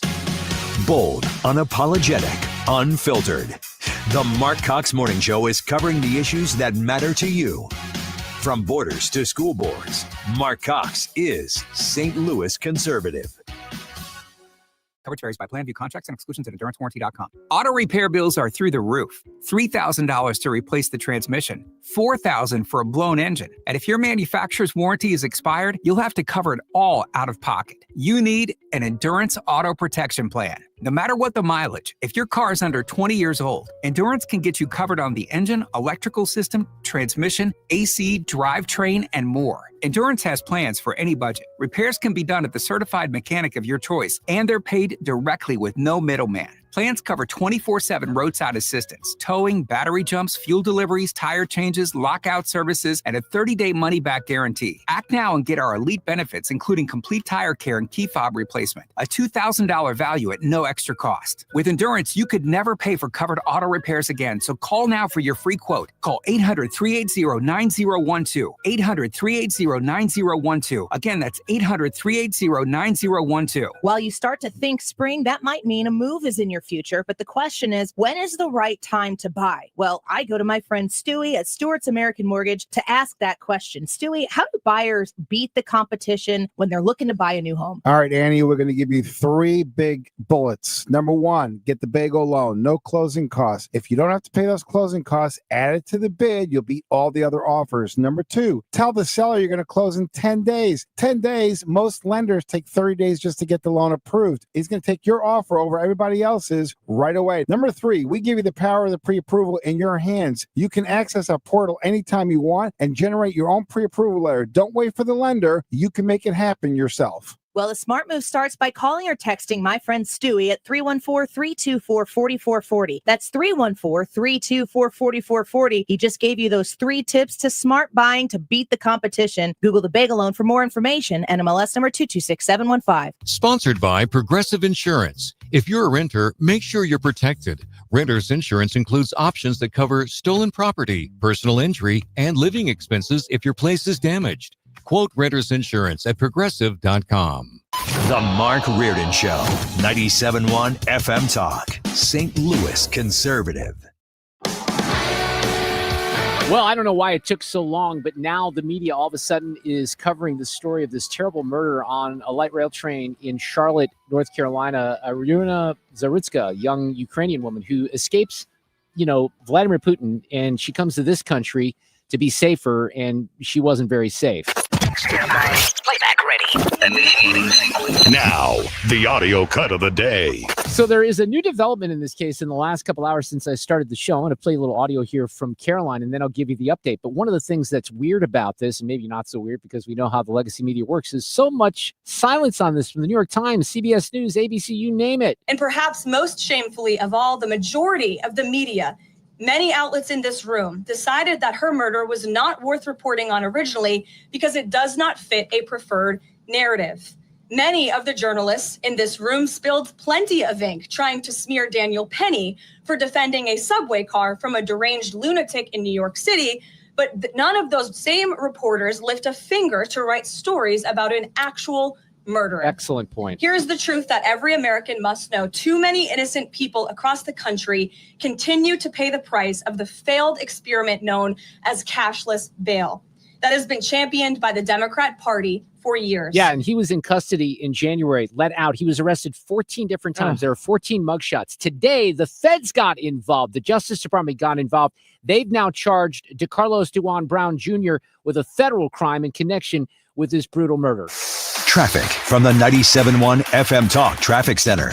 Just got a report of an accident westbound on 44 just before Hampton. Yep, there it is. No! Yep. Not now! Yep, and they've got the 1-2 right lanes blocked. Now, it just happened, so traffic is just starting to stack up behind it. I'm sure you'll make it through there. Yeah. Darn it. Southbound 55, a little bit slow at Bates. 64 is thinning out nicely. Moderate volume at Hampton and a few pockets out west. On the Illinois side, we look pretty good with the exception of northbound 55, slowing headed for 5570 in a work zone. This report brought to you by The Diamond Shop. The Diamond Shop, making St. Louis sparkle for over 100 years. I'm Sue Thomas, and that's traffic on 97.1 FM Talk, St. Louis Conservative. Well, let's talk about Michael's baths. And maybe you have a small bathroom, but fixing it can feel huge. You know, cracked tiles, outdated fixtures.